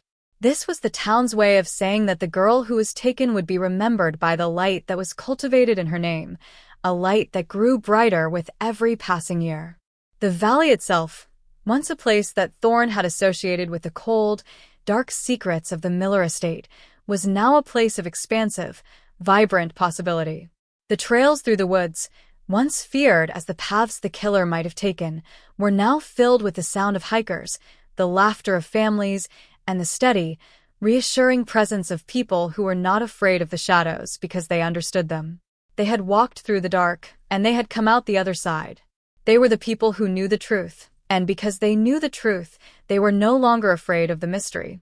As the 7th year gave way to the 8th, the town of Oakhaven felt complete. It wasn't perfect, and it would never be free of the possibility of evil, but it was prepared. It was a place where the truth was a requirement, where connection was a necessity, and where the light, no matter how small, no matter how fragile, was never allowed to go out. They had turned the cold case into a lesson, the mystery into a foundation, and the silence into a conversation that would last for as long as there were people left to call Oakhaven home. They had arrived at a place of enduring peace, and in that peace, they found not just the safety they had been looking for, but the meaning they had not known they were missing. The story of Oakhaven was not just the story of a cold case. It was the story of what happens when a community finally decides to wake up, to stand together, and to face the truth, no matter how long, no matter how deep, and no matter how dark it may be. The 8th year of Oakhaven's emergence into the light was marked not by grand gestures, but by the quiet, pervasive solidification of a new communal philosophy, that the safety of the individual is fundamentally inseparable from the transparency of the whole. The town had evolved into an entity that was fundamentally antithetical to the one Arthur Penhaligon had preyed upon. Where the old Oakhaven had prized privacy as a virtue, the new Oakhaven prized participation as a necessity. This wasn't a transition into a surveillance state, but rather a voluntary, radical shift toward openness. Neighbors didn't just know each other's names. They knew each other's rhythms. This wasn't an act of prying, but of caring, an informal, decentralized network of awareness that acted as a perpetual, natural immune system against the kind of predatory secrecy that had once defined their tragedy. Detective Thorne, observing this from the periphery, realized that the town had reached a state of dynamic equilibrium. They had finally stopped trying to solve the problem of evil by policing it, and had instead begun to solve it by eroding the conditions under which it could thrive. Arthur's hidden motive, the need to exert power through the manipulation of a town's collective ignorance, would have found no purchase in the Oakhaven of the 8th year. There were no dark corners left for such a motive to hide. The town had become a space where light was not just an aesthetic, but a civic requirement. Thorne's own journals had evolved from a record of the investigation into a study of this process, a blueprint for how a community can take a piece of raw, violent trauma and forge it into an instrument of profound social durability. The high school students, now the primary architects of the town's cultural life, had taken this philosophy and integrated it into the very fiber of their social existence. They held accountability forums instead of traditional student government meetings. They organized peer support networks that were designed to catch individuals before they fell into the kinds of isolation that can breed predatory behavior. They were the most well-adjusted generation Oakhaven had ever produced, not because they were sheltered from the reality of the world, but because they had been taught that the world's reality is something you have to actively shape. They were the living embodiment of the town's recovery, carrying the scars of their history without letting those scars define the limits of their potential. In the downtown district, the local business community had flourished by leaning into the town's newfound identity as a place of intentional living. The shops were no longer just storefronts. They were nodes of connection. The bookstore hosted weekly discussions on ethics and community history. The cafe served as a hub for the town's various volunteer projects. The economic vitality of Oakhaven was no longer dependent on the tragedy of the past, but on the strength of the present. They had proven that a community could transcend the notoriety tax by creating a culture of such genuine substance that the fame of their tragedy became irrelevant. They had successfully outgrown their own headline. The Day of Vigilance, now a firmly established tradition in its second year, had grown into a regional phenomenon. Other neighboring towns, having watched Oak Haven's agonizing and successful journey, began to send observers, eager to learn how they had managed to bridge the divide between their fractured past and their cohesive future. Oak Haven became a model for municipal resilience, a place where the experts, criminologists, sociologists, urban planners, came to see how a place can be fundamentally rebuilt from the inside out. But the residents of Oak Haven remained humble, always reminding the visitors that their recovery wasn't a matter of policy, but of persistent, difficult, and honest human interaction. They were the teachers, but they were also the students, still learning the lessons of their own survival. Thorne, now a frequent guest at these forums, found himself speaking less about the cold case and more about the cold community, the state of alienation and neglect that he identified as the true breeding ground for the predator. He spoke of how Arthur Penhaligon wasn't just a killer, he was a symptom of a communal failure to connect. He taught that the motive for the crime was irrelevant compared to the motive for the recovery. The truth won't set you free, he would tell the audiences. The work of truth will set you free. He saw the townspeople nodding, not out of performative agreement, but because they lived the reality of that work every single day. They were the masters of their own destiny, having long ago stopped waiting for a miracle to heal them, choosing instead to perform the miracle of their own restoration. The families of the victim continued to be the quiet, beating heart of this new Oak Haven. They had transitioned from being the subjects of pity to being the sources of wisdom. Their presence in the town was a constant reminder of the stakes involved in the work of community building. They were the ones who held the town's moral compass, ensuring that the progress they made was never at the expense of the truth. They had found their peace not by forgetting, but by integrating the memory of Clara into the very structures of the town's flourishing. Every time a new student received a scholarship, or a new project was inaugurated in Clara's Grove, the family was there, not as martyrs, but as partners in the ongoing, beautiful, and necessary labor of the town's existence. As the 8th year drew to a close, the sense of accomplishment in Oak Haven was palpable. The town was not a paradise. It had its arguments, its frustrations, its economic struggles, and its internal disagreements. But it was real. It was a place where people were seen, where they were heard, and where they were held accountable. The hidden motive that had once haunted the valley had been completely and utterly replaced by an evident motive, the motive to thrive together.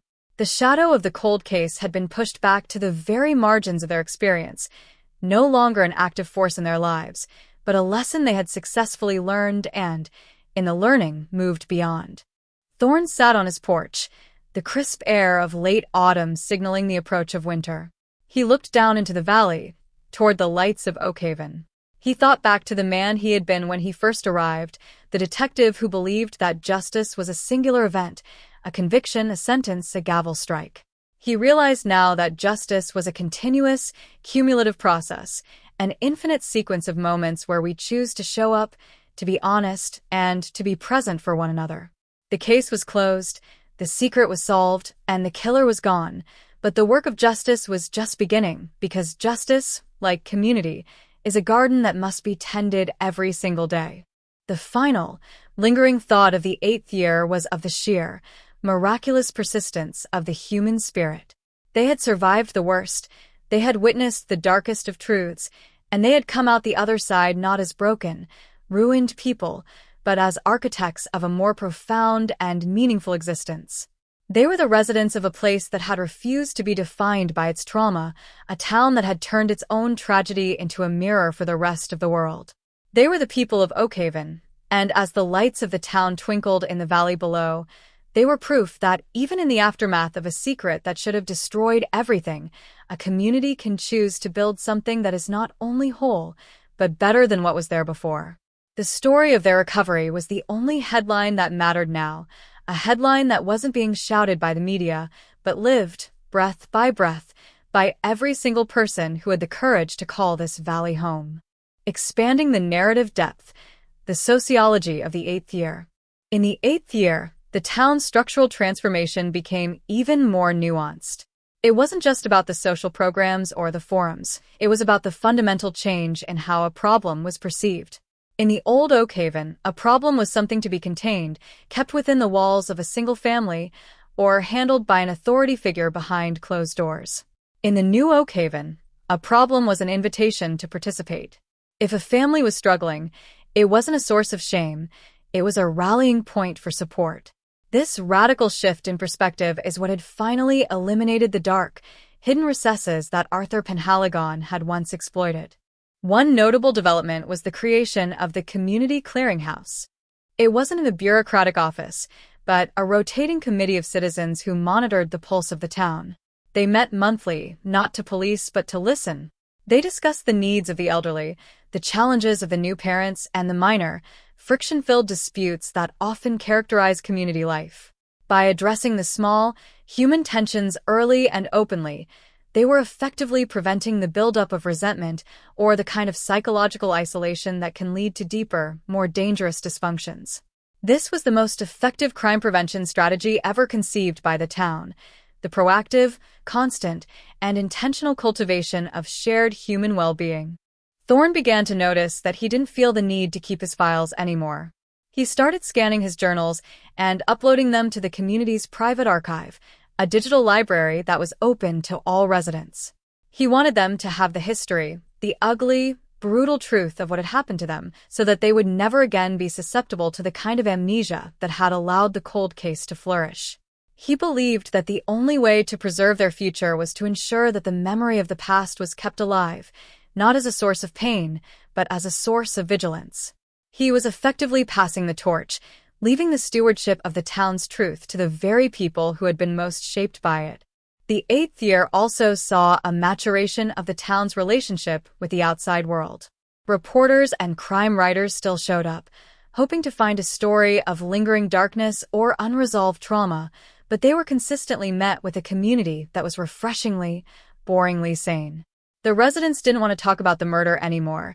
They wanted to talk about their community garden, their school board projects, and their plans for the next day of vigilance. They had successfully demythologized their own suffering.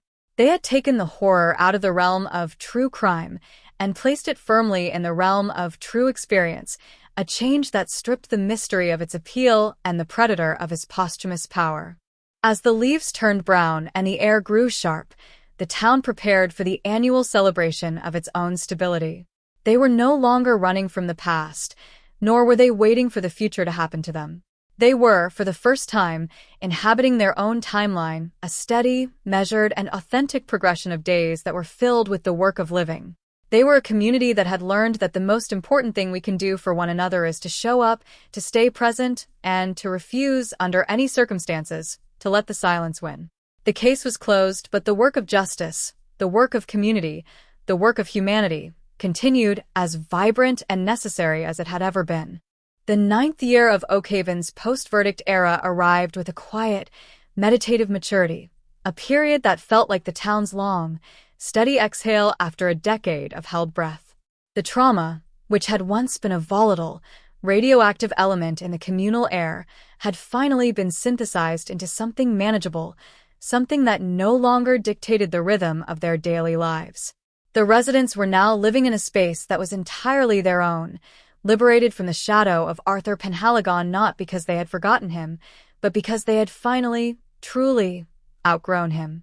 The hidden motive that had once paralyzed the town was now a relic of a time when they were susceptible to the machinations of a predator, a time they looked back on with a mixture of sadness and fierce, protective resolve.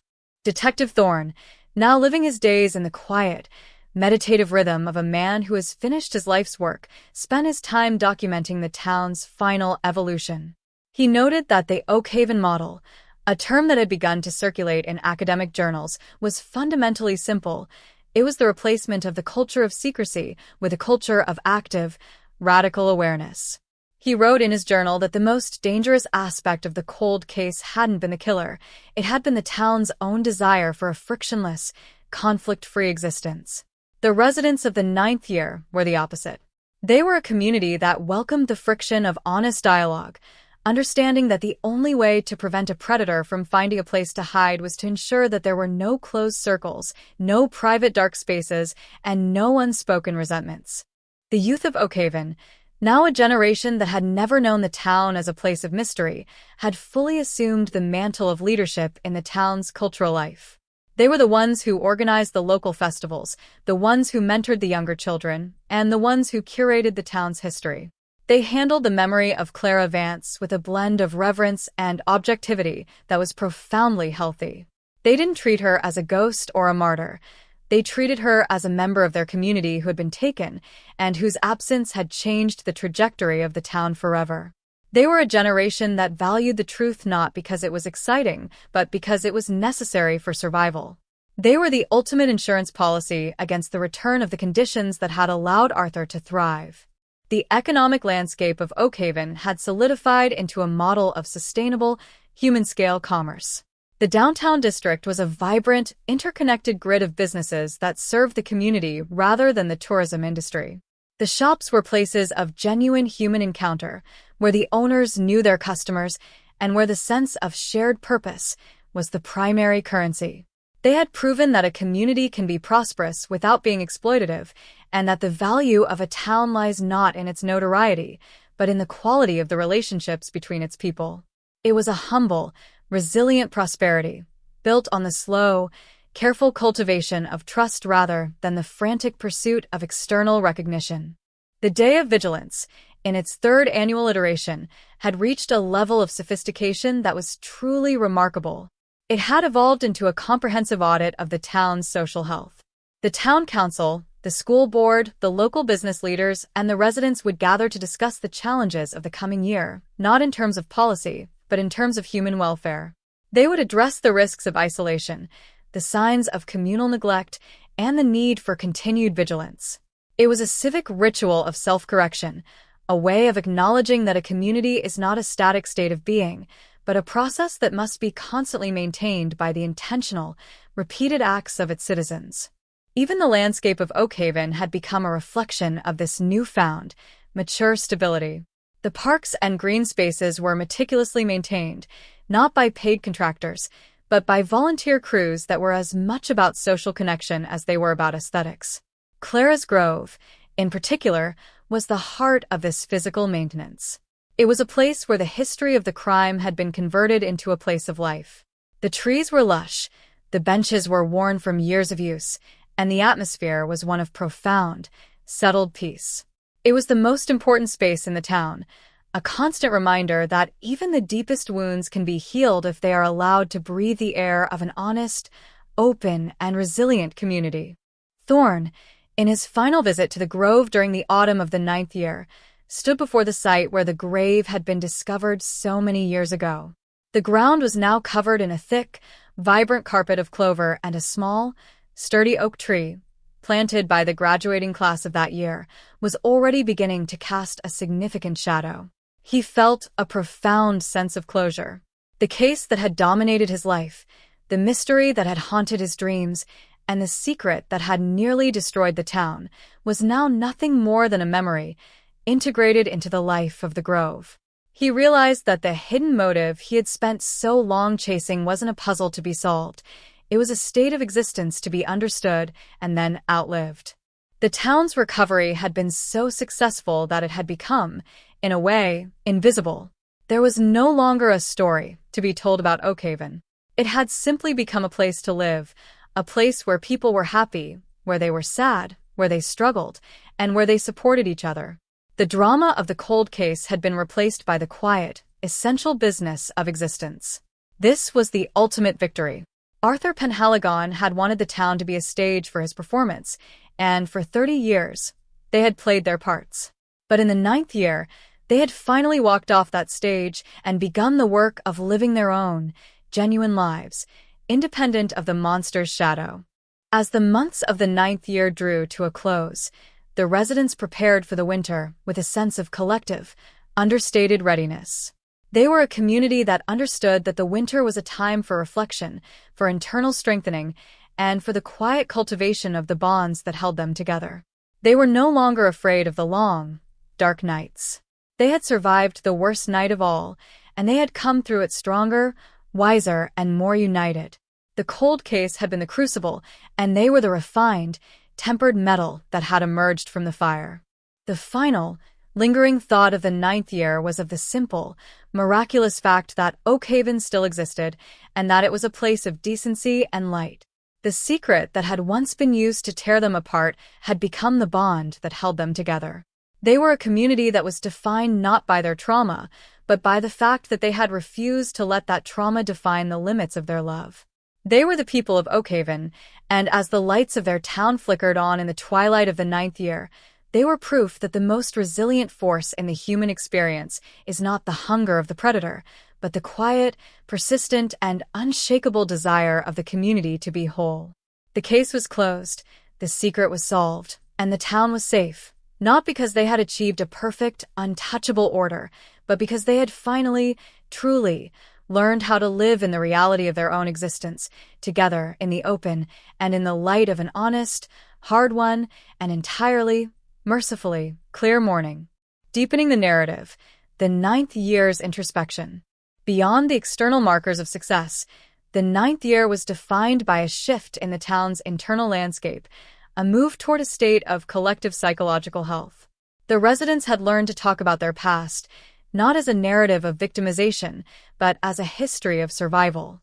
The Arthur Penhaligon name, once a whispered, terrifying invocation, was now spoken with the same clinical, detached tone one might use for a historical tyrant.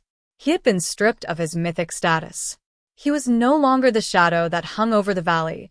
He was a man who had committed a crime and who had been punished for it, and that was all. This act of naming the monster and reducing him to the scale of human failure was perhaps the most crucial step in the town's recovery. Thorne, in his final reflections, observed that this intellectual liberation had ripple effects on the town's social fabric. Without the monster to define them, the residents had to define themselves through their own actions. This led to a flourishing of local arts, a resurgence in community sports, and a renewed interest in the town's local government. The vacuum left by the crime had been filled by a vibrant, multifaceted culture of participation. They were no longer bonded by their trauma. They were bonded by their shared interests, their debates, and their active, daily contributions to the life of the town. Even the local police department had undergone a complete transformation. They had moved from being reactive to being proactive, shifting their entire focus toward the cultivation of community well-being. They were now viewed not as the people who came to solve the crime, but as the people who worked to ensure the town remained a place where crime had no purchase. This change in role was essential. It transformed the relationship between the authorities and the citizens from one of suspicion and distance to one of partnership and trust. The 9th year was the year this new model of policing became fully embedded in the culture of Oak Haven. The town's families, those who had weathered the decades of uncertainty, found themselves in a unique position. They were the elders of this new Oak Haven, the keepers of the narrative. They held the memories, yes, but they also held the keys to the town's future. They were the ones who taught the children about the importance of truth, not through lectures, but through their own lived experience. Their influence was subtle, yet profound. They had become the anchor for a town that was finally, after so long, drifting toward a horizon of genuine, lasting peace. As the 9th year faded into the past, the residents of Oak Haven looked toward the future with a sense of cautious, well-earned optimism. They knew that the world was still a dangerous place and that the shadows were always waiting at the edge of the light.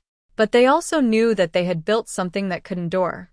They had survived the worst, they had learned the truth, and they had, against all odds, chosen to build a community that was not just safe, but truly alive. They were, in the most profound sense of the word, a whole people, a whole community, and a whole town, ready to face whatever the next decade might bring. The 10th year of Oak Haven's post-verdict era arrived with a subtle, profound shift in the very atmosphere of the town, a sense that the recovery had finally moved from the realm of conscious, painstaking effort into the realm of natural, unconscious rhythm. The community was no longer recovering because there was no longer a state of unwell to return to. There was simply the living of life, the tending of the gardens, the teaching of the children, and the quiet, steady progression of seasons. The ghost of Arthur Penhaligon had been successfully exorcised, not by a sudden flash of divine light or a single, final stroke of justice, but by the relentless, crushing weight of mundane, honest, and interconnected human existence.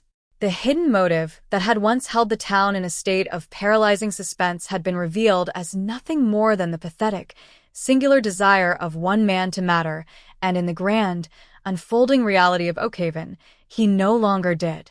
Detective Thorne, now entering the final, introspective chapters of his own life, sat on the porch of his cabin and watched the valley in the cool, crisp light of the 10th autumn.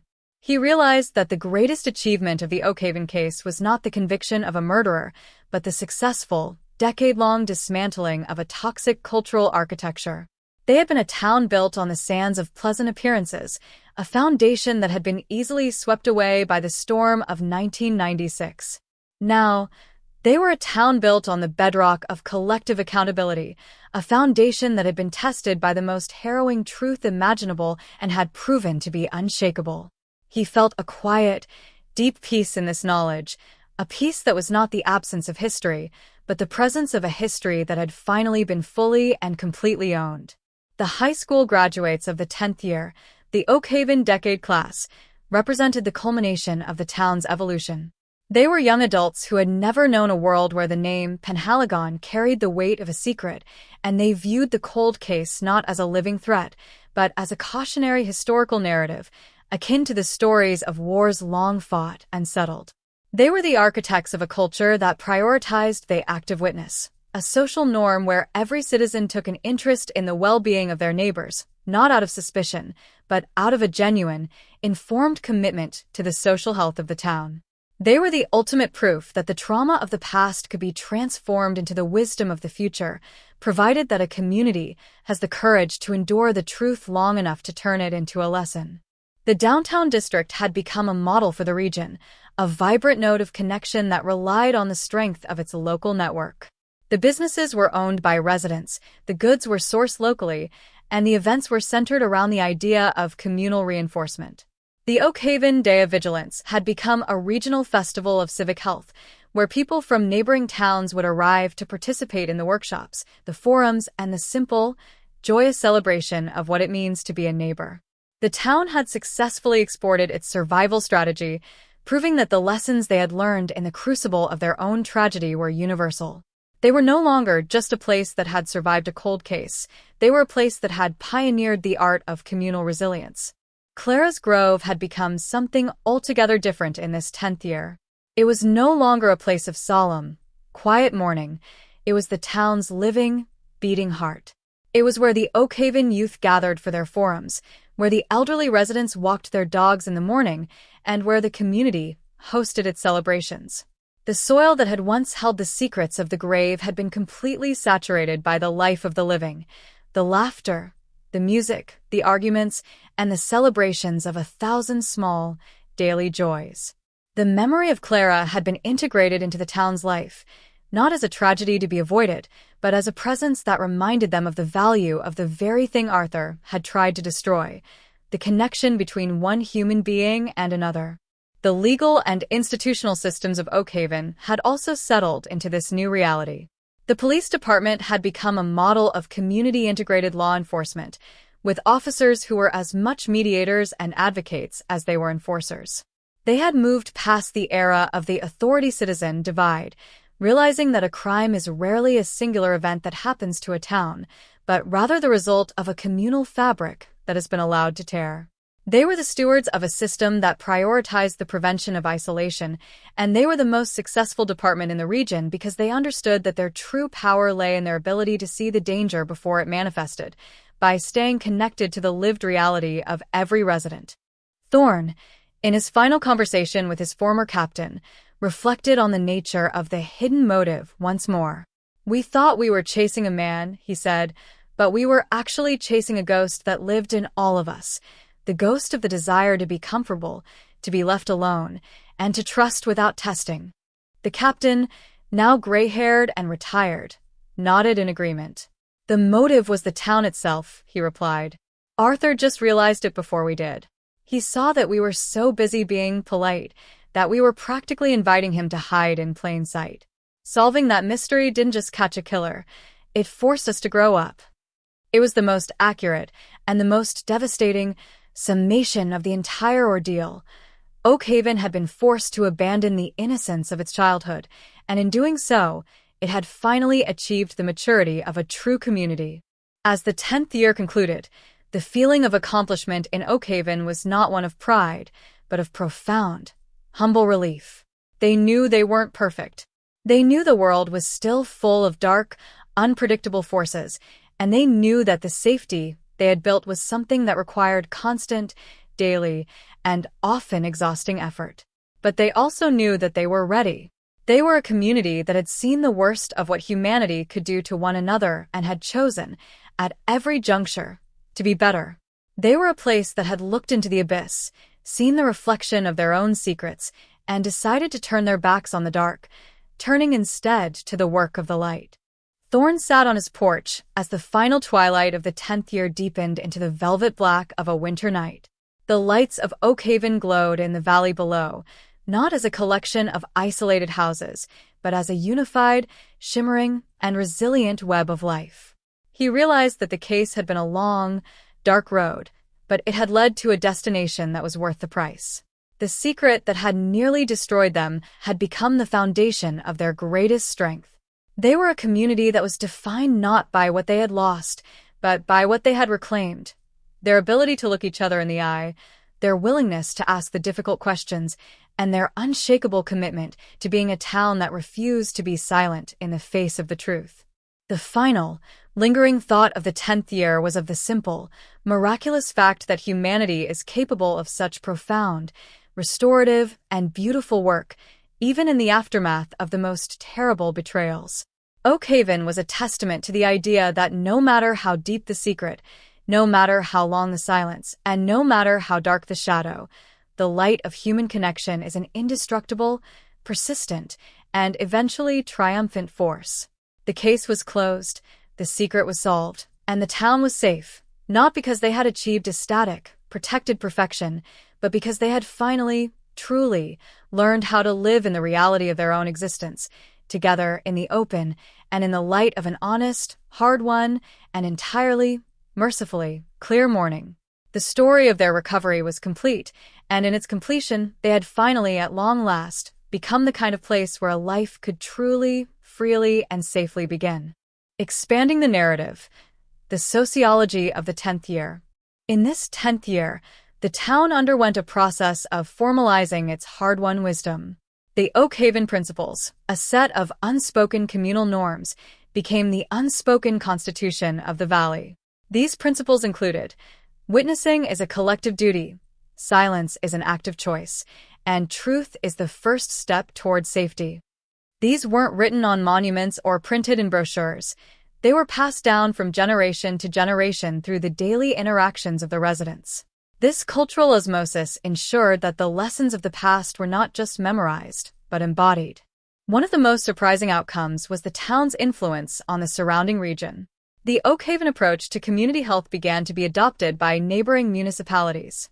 The vigilance model became a subject of discussion in regional government, with seminars held in the county seat about the Oak Haven shift. The small, once traumatized valley had become a lighthouse, a proof of concept that small-scale communal change could have wide-reaching effects. Oak Haven's 10th year was not just a celebration of their own recovery. It was a quiet, steady mission of regional transformation. Thorne, in his final logs, found himself thinking about the nature of time itself. He saw the decade not as a linear progression of years, but as a circle that had finally closed. They were back where they started in a sense, but they were fundamentally different people. They had moved from a state of unconscious safety to a state of conscious stability. He realized that this was the highest form of human maturity, the recognition that we are the guardians of our own well-being. He was content. He had spent his life chasing a monster, but he had ended his life serving a community of heroes. As the winter solstice approached, the town held a final, quiet gathering in the middle of Clara's Grove. There were no cameras this time, no reporters, no outsiders. just the people who had lived the story. They gathered around a fire, the light flickering against the trees, and they shared stories, not about the murder, but about the survival. They talked about the people they had lost, the lessons they had learned, and the future they were building. It was a beautiful, raw, and entirely honest gathering. It was the moment they finally, completely, let go of the last remnants of the cold case. The town of Oakhaven in its 10th year was a place of vibrant, grounded life.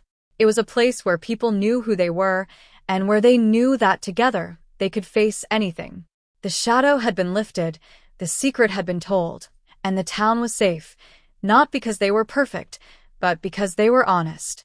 The case was closed, the book was finished, and the story of the valley was, at last, its own.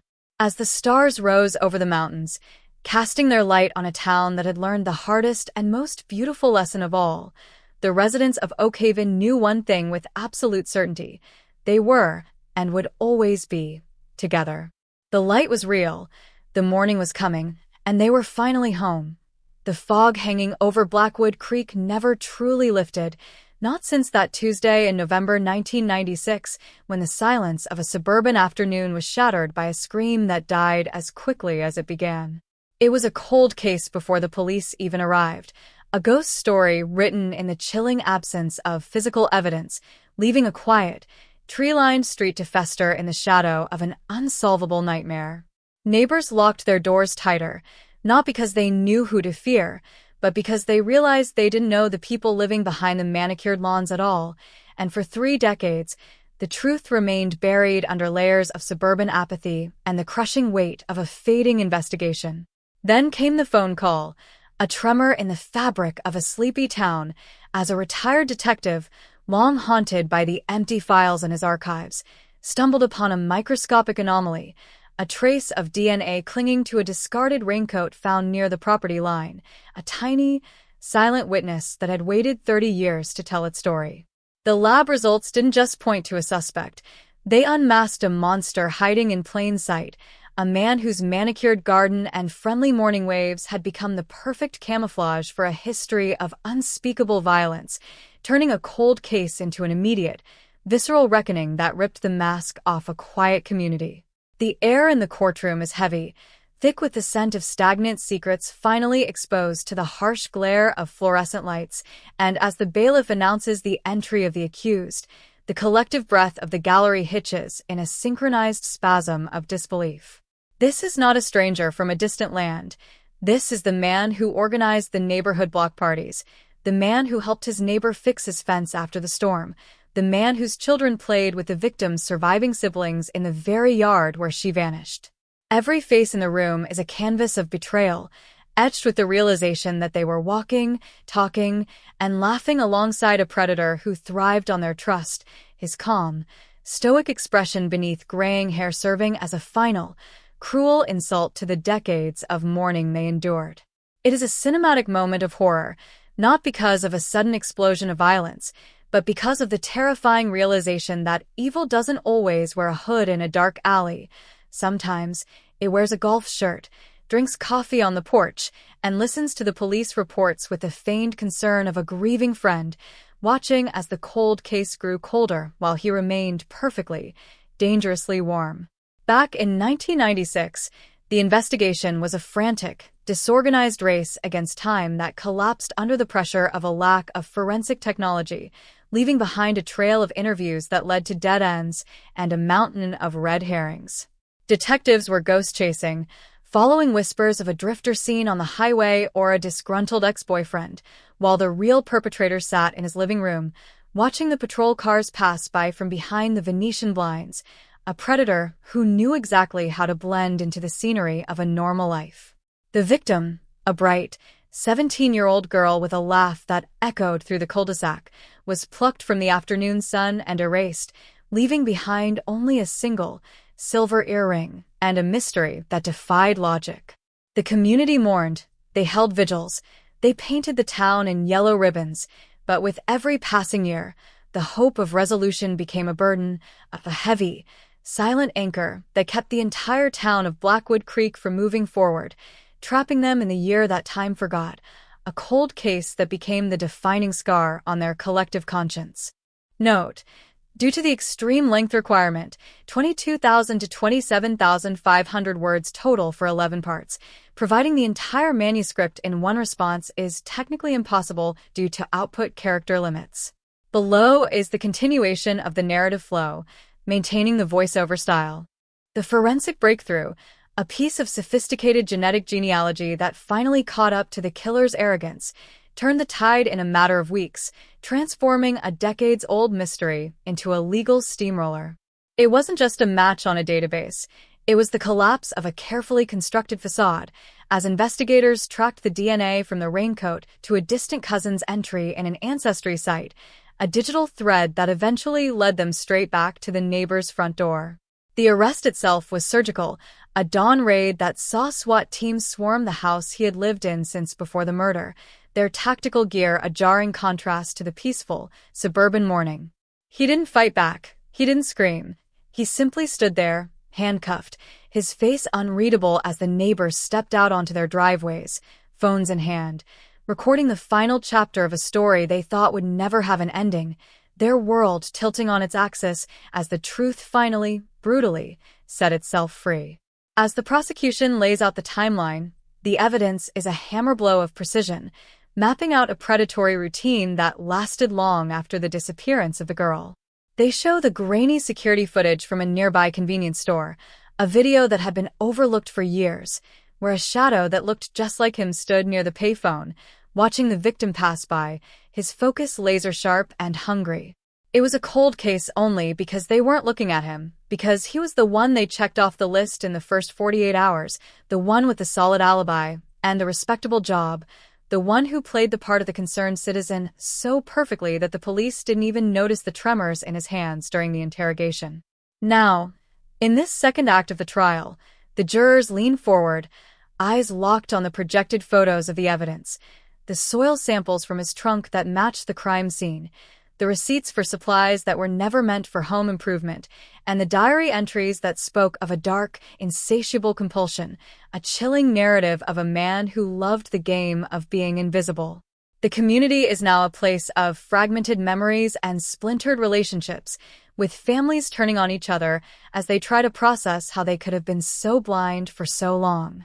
There is a deep, agonizing shame that permeates the local bars and grocery stores, a collective guilt for the times they invited him over, the times they confided in him, and the times they wondered if he was actually the victim of police harassment when he was briefly questioned years ago. The tragedy of the cold case wasn't just the loss of the girl, it was the slow, systematic corruption of trust, the way the monster had successfully weaponized their own kindness against them. Every conversation now feels strained, every handshake a tentative investigation of character, as the town of Blackwood Creek looks at itself in the mirror and realizes that the monster wasn't a visitor. He was the foundation of their community, a parasite that had fed on their normalcy while they were all looking the other way. Deep in the archives of the precinct, the detective who finally cracked the case reflects on the sheer, terrifying banality of the killer's life, realizing that there are hundreds, perhaps thousands, of similar stories waiting for a piece of code to catch up with a drop of blood. He thinks about the victim's mother, who spent her life savings on private investigators and psychic mediums, only to find the truth because of a test that didn't exist when she buried her daughter's empty casket. The cold case had defined his career, a ghost that sat on his desk at night, and now that it is over, he feels not the triumph of justice, but the crushing weight of the years that were stolen. He knows that the verdict is coming, that the sentence will be life without the possibility of parole, but he also knows that the damage is permanent, that the life of a community was irrevocably altered by a man who treated their reality like his own personal playground, a secret keeper who walked among them with the weight of a grave in his heart. In the final days of the trial, the killer decides to speak, his voice a low, raspy rattle that barely carries across the room, but when he begins, the courtroom turns into a vacuum of sound. He doesn't offer an apology, he doesn't plead for mercy, and he doesn't show a flicker of regret. Instead, he recounts the afternoon with a terrifying, clinical detachment, describing the girl's fear as if it were a beautiful, fleeting thing he had collected like a rare butterfly. The gallery gasps, some breaking into sobs, while others sit in a catatonic state of shock, the raw honesty of his confession a blade that cuts deeper than any prosecution argument ever could.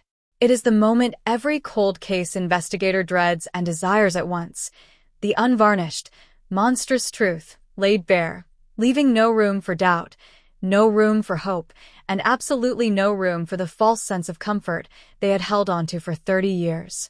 The verdict is delivered with a swift, mechanical efficiency that defies the decades of buildup, a simple, four-letter word that rings out like a funeral bell in the silent chamber. Guilty. There is no applause, no cheering, only a profound, hollow exhaustion as the reality of the outcome settles over the room, an ending that is as heavy as it is final.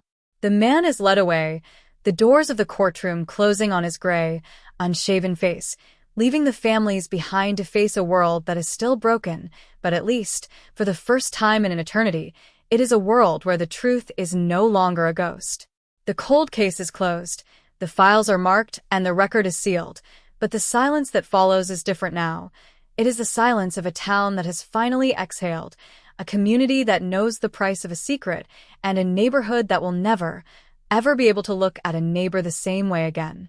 The sun begins to set over Blackwood Creek, casting long, bruised shadows across the lawns where the kids still play, though now with a caution that wasn't there before, a generational lesson taught in the hardest way possible. The house where the killer lived is already being boarded up, a rotting monument to a 30-year deception, and the townspeople avoid it like it's haunted, their eyes darting away from the windows that once hid a predator. They talk about the girl in the present tense, as if the trial has somehow frozen her in the moment of her disappearance, a beautiful, tragic icon of a struggle that is finally, mercifully, over. They will eventually move on, they will build new fences, and they will forge new friendships, but the cold case will remain the town's foundation, a lesson etched into the dirt that the things we fear most aren't usually in the shadows. They are the ones we invite for dinner. The story of the cold case doesn't end with a gavel strike, but with the haunting, lingering awareness that there is no such thing as a truly quiet street, and that justice, while it may be inevitable, is often a cold, indifferent visitor that arrives far too late. The community of Blackwood Creek stands on the edge of a new era, one defined by the absence of their monster, but the scars remain, as indelible as the ink on the court transcript. They have their answer, they have their closure, and they have their tragedy, a complete, suffocating loop of human darkness that serves as a permanent, chilling reminder. The lights go out in the courtroom, the detectives head home to their families, and the story of the girl, once a ghost in the wind, is finally put to rest, leaving behind only the echo of a scream that once, for a few terrifying seconds, was the only thing that mattered in the entire world. The courtroom verdict did not act as a salve for the wound of Oakhaven. Instead, it served as a catalyst for a deeper, more agonizing introspection that peeled away the last layers of the town's artificial suburban perfection. In the days following the sentencing, the streets of Blackwood Creek, once defined by their quiet, manicured anonymity, became a landscape of haunted scrutiny. Residents found themselves trapped in a collective, involuntary retrospective, re-examining every handshake, every wave, and every shared neighborhood drink through the lens of the monster they had unknowingly harbored. The house with the blue shutters, where Arthur Penhaligon had lived for 30 years, became a site of morbid pilgrimage. Cars slowed to a crawl as drivers stared at the peeling paint and overgrown lawn, trying to reconcile the image of a man who once helped shovel their driveways with the man who had been convicted of a heinous, decades-old murder. The house stood as a decaying monument to a deception so absolute that it made the very concept of community feel like a cruel, elaborate joke. The diner on 4th Street, a place that had always served as the heartbeat of local gossip, saw its atmosphere shift from casual camaraderie to a strained, analytical silence. Regulars who had sat on the same stools for years now found themselves measuring their words, afraid of what their past familiarity with Arthur might say about their own judgment. "He was always so helpful," a local teacher muttered, her hands trembling as she clutched a coffee mug, "and I spent every Tuesday evening for a decade thinking he was the best man I knew." If I could be that wrong about him, who else am I wrong about? This pervasive sense of humiliation was the true, lingering shadow of the cold case. It wasn't just that a predator had walked among them, it was that they had been made active participants in his performance of goodness, validating him, trusting him, and in doing so, granting him the very platform he needed to remain invisible. Detective Miller, who had finally closed the file that had defined his career, found that the resolution did not bring the lightness of spirit he had spent decades anticipating. Instead, he felt a crushing, hollow exhaustion. He spent his mornings in his study, surrounded by the remnants of an investigation that had cost him his own peace. He looked at the photographs of Clara Vance, her face frozen in the optimism of 1996, and then at the face of Arthur Penhaligon, a face that had aged alongside the town, masking a core of unspeakable rot. Miller realized that the justice served in the courtroom was a finite, legal closure, but the moral, social, and emotional debt of the community was infinite. He hadn't just solved a crime. He had uncovered the systematic failure of an entire society to look beneath the surface of what was presented to them, a failure that had allowed a predator to turn a suburban cul-de-sac into a graveyard. As the weeks passed, a phenomenon described by local journalists as the Great Disclosing began to unfold. People who had long suppressed their own suspicions began coming forward, not to the police, but to each other. A neighbor from 2 streets over confessed that she had seen him burning something in his backyard on the night of the disappearance, but she had never reported it because she feared being ostracized for causing trouble. Another resident revealed that she had once seen Clara's missing bicycle abandoned in a ravine near Arthur's property, but she had assumed it was just a case of teen rebellion and hadn't wanted to involve the authorities in what she thought was a private matter. These small, suppressed truths, these almost moments, created a wave of collective guilt that surged through Oakhaven. They realized they had been holding onto pieces of the puzzle for 30 years, and the weight of that unshared silence was arguably heavier than the crime itself. They had collectively, through inaction, indecision, and a misguided desire for peace, helped the killer remain invisible. The impact on the youth of Blackwood Creek was perhaps the most tragic of all. For the teenagers who grew up in the shadow of the trial, the case became a morbid fascination that stripped away their sense of safety and replaced it with a jaded, cynical worldview. They grew up in a town where the bogeyman was not a story told to scare them, but a neighbor they had seen at the grocery store. This loss of innocence was palpable, reflected in the way they navigated the streets, the way they checked their locks with a frequency that bordered on obsessive, and the way they looked at the adults around them with a newfound, skeptical intensity. They had learned a lesson that no school curriculum could teach, that the world is a place where you cannot trust the face you see every day, and that safety is an illusion, carefully maintained by people who are often just as afraid as you are. The struggle to decide what to do with the physical remnants of the horror became a testament to how difficult it is to build a future when the past is so deeply embedded in the soil. There were heated debates at the town hall meetings regarding whether the Miller estate should be turned into a memorial or a park. Those who wanted a memorial argued that Clara's life needed to be honored, that the town needed a place to collectively grieve. Others, however, felt that a memorial would only serve as a perpetual reminder of the crime, keeping the town trapped in the year 1996. They advocated for tearing down the house and turning the land into a community garden, a place of life and growth to counteract the decay that had festered there for so long. The struggle to decide what to do with the physical remnants of the horror was a testament to how difficult it is to build a future when the past is so deeply embedded in the soil. Even as the town began the slow, agonizing process of healing, there were persistent, ugly whispers that Arthur had not acted alone. While the prosecution had built a bulletproof case, there remained unanswered questions about the logistics of the crime, the way he had moved so easily, and the way he had managed to keep his secret for so long without a single slip-up. People began to speculate, to draw lines between him and other, long-forgotten incidents in the surrounding counties. The fear shifted from, is he a monster? To, who else is out there? The resolution of the cold case had not brought clarity. It had opened a Pandora's box of skepticism. Every missing person report in the state was now being re-examined with a fine-tooth comb, and the authorities were overwhelmed with tips and theories, some grounded in reality, others fueled by the collective paranoia that had been unleashed by the conviction. The family of the victim, who had remained remarkably stoic throughout the proceedings, finally spoke out, their words echoing through the local papers like a thunderclap. They didn't speak of forgiveness. They spoke of the exhaustion of waiting, the cruelty of hope, and the reality of a life that had been put on hold while they waited for the truth to catch up to the lies. Their message was one of brutal clarity. They told the community that the real tragedy was not just the murder, but the way they had all allowed themselves to be blinded by the performance of a normal life. They urged the town to look beyond the surface, to recognize that the most dangerous people are often the ones who are most invested in appearing entirely unremarkable. It was a haunting message, one that lingered in the minds of the residents long after the news cycle had moved on. As winter approached, the first anniversary of the conviction arrived, and the town of Blackwood Creek looked different under the stark, gray light of the changing season.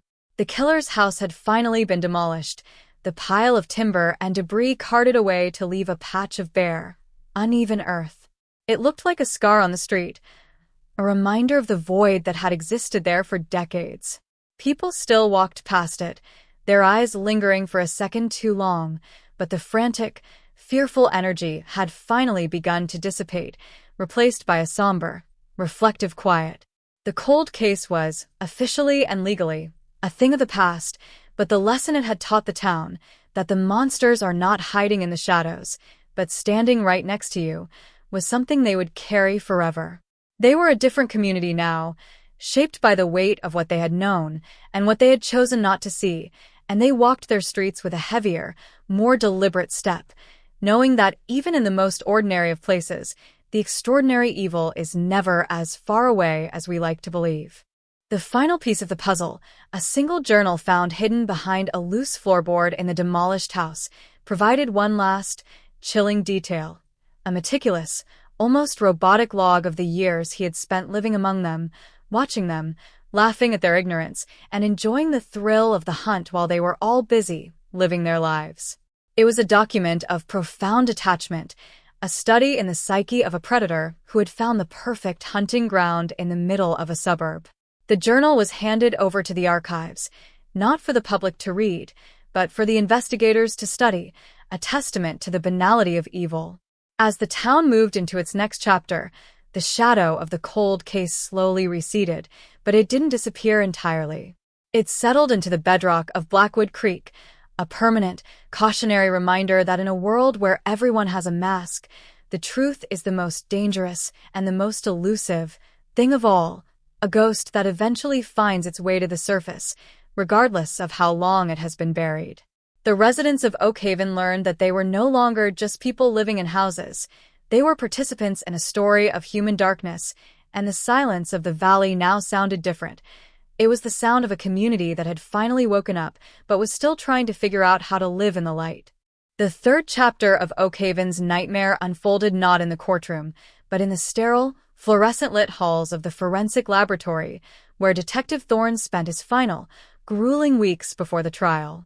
It was there, amidst the hum of mass spectrometers and the cold scent of chemical solvents, that the true, hidden motive of Arthur Penhaligon began to solidify from a chaotic theory into a horrifying, bulletproof reality. Thorne had always suspected the neighborly predator profile, but the digital forensic analysis of Arthur's long-forgotten hard drives, a collection of relics from the mid-90s, recovered from the back of an old, water-damaged safe, revealed something far more systematic. It wasn't just a singular act of violence that Arthur had hidden. He had been building a digital archive of his influence. He had been tracking the emotional health of the town as if it were a stock index, noting the spikes in fear, the collective mourning, and the way the authorities, including himself, had reacted to the initial disappearance. The discovery of these logs turned the trial's narrative on its head. This was not a crime of passion, nor was it the act of a sociopath who had spiraled out of control. This was the result of a man who viewed crime as a form of performance art and the town of Oak Haven as his unwilling audience. He had been writing an autobiography of a predator, capturing the town's decline into paranoia in high-definition detail. In one entry, dated only 3 days after Clara Vance vanished, he had written, "The town is a soft animal. It bleeds easily, and it asks for comfort from the very hand that holds the knife." The cruelty of the sentiment was enough to stop Thorne's heart. It wasn't just that Arthur had killed. He had found a deep, perverse satisfaction in the town's inability to solve the crime. The motive, therefore, was the exercise of pure, uncontested power. He had held Oakhaven hostage for 30 years not by force, but by silence, and he had loved every minute of the control he wielded over their collective sorrow. As the court date drew nearer, the atmosphere in the town reached a fever pitch. The new Oakhaven, the population of younger residents who had moved in after the initial exodus, found themselves caught between a desire to move forward and the crushing, inherited trauma of the old guard. These newcomers often argued that the town needed to rename itself, to strip away the association with the Vance case, to rebrand into something sanitized and modern. But the survivors of 1996 fought back with a ferocity that was shocking. They felt that erasing the name was a second murder, a final, total erasure of Clara herself. The town was effectively fighting a civil war over the nature of memory. The trial was the focal point of this fracture, and everyone in town, whether they had lived through the disappearance or were just hearing the horrific details for the first time, felt the pressure of the upcoming verdict like a gathering storm. The defense, led by the high-profile attorney Marcus Vane, a man known for his ability to sow doubt in the most certain of cases, attempted to frame Arthur's behavior as that of a man suffering from a long-term, undiagnosed neurological condition. They painted a picture of a man who had been mentally detached from reality, an individual whose obsession was a side effect of a dormant brain injury sustained in his youth. It was a cynical, desperate attempt to turn the monster into a patient. The town watched the news coverage in stunned silence. To them, Arthur Penhaligon had been the embodiment of the local social contract, the man who coached the team, the man who knew their names, the man who smiled in the grocery store. To suggest he was sick felt like an insult to their own intelligence. They had seen his eyes at the grocery store. They knew the cold, deliberate focus that lived behind them. Meanwhile, Thorne faced his own reckoning. He was scheduled to be the lead witness, the man who would lay out the history of the investigation, the dead ends, the reopened files, and the final, crushing discovery of the grave. He spent his nights pacing the floor of his small, dimly lit apartment, rehearsing his testimony, trying to keep his voice steady. He had sacrificed his marriage, his health, and his own peace of mind for this case. He had missed his daughter's graduations, her weddings, the milestones of her life, because he had been sitting in his office at the precinct, staring at a photo of a 17-year-old girl who never got to grow up. Now, he was finally at the finish line, but the finish line didn't feel like a victory. It felt like a door being unlocked, behind which lay a room full of ghosts he couldn't leave behind. The internal structure of the police department was also beginning to buckle under the weight of the scrutiny. Several officers were facing investigations regarding their handling of the 1996 files. There were allegations of incompetence, of systemic neglect, and, more darkly, of collusion. Rumors began to circulate that Arthur had been protected for years because his father, the judge, had held sway over the precinct. The theory that Arthur had essentially been untouchable became the dominant narrative on the local talk radio stations. It fueled a deep, burning resentment against the authorities that hadn't existed before the arrest. The town's distress was no longer directed only at Arthur. It was directed at the very institutions they had believed were the bedrock of their safety. In the midst of all this, Clara's mother, Sarah Vance, finally spoke to the press. She had been the face of the tragedy for 3 decades, a figure of stoic, enduring grief. Her interview was broadcast live, and the town essentially stopped to watch. She didn't speak with the anger that the townspeople felt. She spoke with a terrifying, quiet sadness that was far more impactful. "I don't want his money," she said, her voice never breaking. "I don't want his apologies. I want the world to know that Oakhaven was not just a place where a girl was killed. It was a place where a girl was forgotten because we were too busy pretending we were safe to see the wolf sitting on our front porch." It was a devastating, accurate condemnation of the town's ethos. She had realized, long before anyone else, that their obsession with appearances had been the perfect cover for a killer. As the pretrial hearings stretched on, the town became a site of peculiar, ritualistic behavior. Residents would leave flowers, not just at the site of the Miller estate, but at the doorsteps of their own homes, a strange, collective act of penance. They were trying to reclaim their own thresholds, trying to wash away the years of fear with a symbolic gesture of peace. The local church began to offer 24-hour prayer vigils, though the pews were mostly empty, save for the old-timers who sat in the back, their eyes fixed on the stained glass, waiting for the day when the secret would finally be buried once and for all. The town was in a state of suspended animation, a social hibernation brought on by the trauma of the upcoming trial. The defendant, Arthur, had begun to act in ways that were increasingly erratic. He had fired his legal team twice, insisting that he wanted to represent himself, a move that the judge rightly blocked as a potential miscarriage of justice. He was becoming a figure of total instability, a man who seemed to be enjoying the chaos he was inducing. His behavior in court, the way he would occasionally smile at the camera, the way he would lean over to whisper to his lawyers, was a performance of a man who no longer had anything to lose and everything to gain from the attention. He was an artist of the disaster, and the courtroom was his final gallery. The town looked at these reports with a mix of fury and fear. They were realizing that Arthur didn't just want to kill Clara. He wanted to destroy the legacy of their lives. Thorne, in his final preparations, visited the site of the Miller estate one last time. The area was cordoned off, the yellow police tape fluttering in the wind like a warning sign. He stood at the edge of the pit, looking down into the darkness where Clara had been found. He didn't see the crime. He saw the years of silence.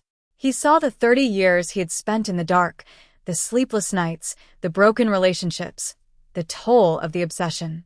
He realized that the case was not just about the girl. It was about the way a secret, left to fester, can eat a life from the inside out. He had become a ghost of his own investigation, a man who had lived his life in the shadow of a secret that was never his to keep. He left the site, his footsteps echoing on the hard, packed earth of the driveway. He was going to walk into that courtroom, he was going to tell the truth, and he was going to lay out the evidence that would send Arthur Penhaligon to prison for the rest of his life. But he also knew that he would walk out of that courtroom a different man, a man who was finally, and at long last, going to have to face the life he had built while he was busy chasing the shadows of the past. The case was coming to an end, the motive was clear, and the monster was trapped, but for Thorne and for the town of Oakhaven, the true reckoning had only just begun. The secret was out, but the void it had left behind would need to be filled by something else, something far harder to construct than a legal case or a criminal investigation. It would need to be filled by the slow, painful, and deeply necessary process of starting over. As the sun went down, casting the town into the deep, heavy shadows of the valley, Thorne watched the lights of Oakhaven flicker on, house by house. They were just homes now, no longer the setting of a dark mystery. They were places where people lived, where they worried, where they loved, and where they hoped. The secret that had held them captive for 30 years was finally being broken, and for the first time in a generation, the town was facing a future that wasn't being defined by the past. The motive was exposed, the tragedy was laid bare, and the silence was being shattered, and in the shattering, there was the faint, fragile hope that, one day, the town might actually be able to breathe again. The trial of Arthur Penhaligon began under a sky of suffocating gray, a meteorological reflection of the mood that had settled over Oakhaven like a damp, impenetrable shroud. Inside the courthouse, the air was metallic, dry, and heavy with the scent of old paper and the nervous, staccato breathing of a community that had waited 30 years to exhale. Detective Thorne took the stand on the second day, his footsteps sounding like gavel strikes on the polished floorboards. When he spoke, his voice was a low, weathered rasp, a sound forged in the furnace of late-night files and the unending, hollow echoes of the cold case. He didn't just recite facts. He walked the jury through the geography of their town's long-standing lie. He pointed to the maps, the timelines, and the photographic records of Arthur's good citizenship, dismantling the man's public persona until only the shivering, ugly truth remained. Arthur hadn't been a neighbor. He had been an observer, a warden who kept his prisoner in a cage made of the community's own willful blindness. The prosecution's narrative was a masterpiece of cold, clinical precision, weaving the motive, the insatiable, narcissistic demand for control, into the fiber of the physical evidence. They presented the trophy box found in the hidden attic, a collection that was less a stash of items and more a shrine to Arthur's predatory ego. There was the watch Clara had been wearing the day she disappeared.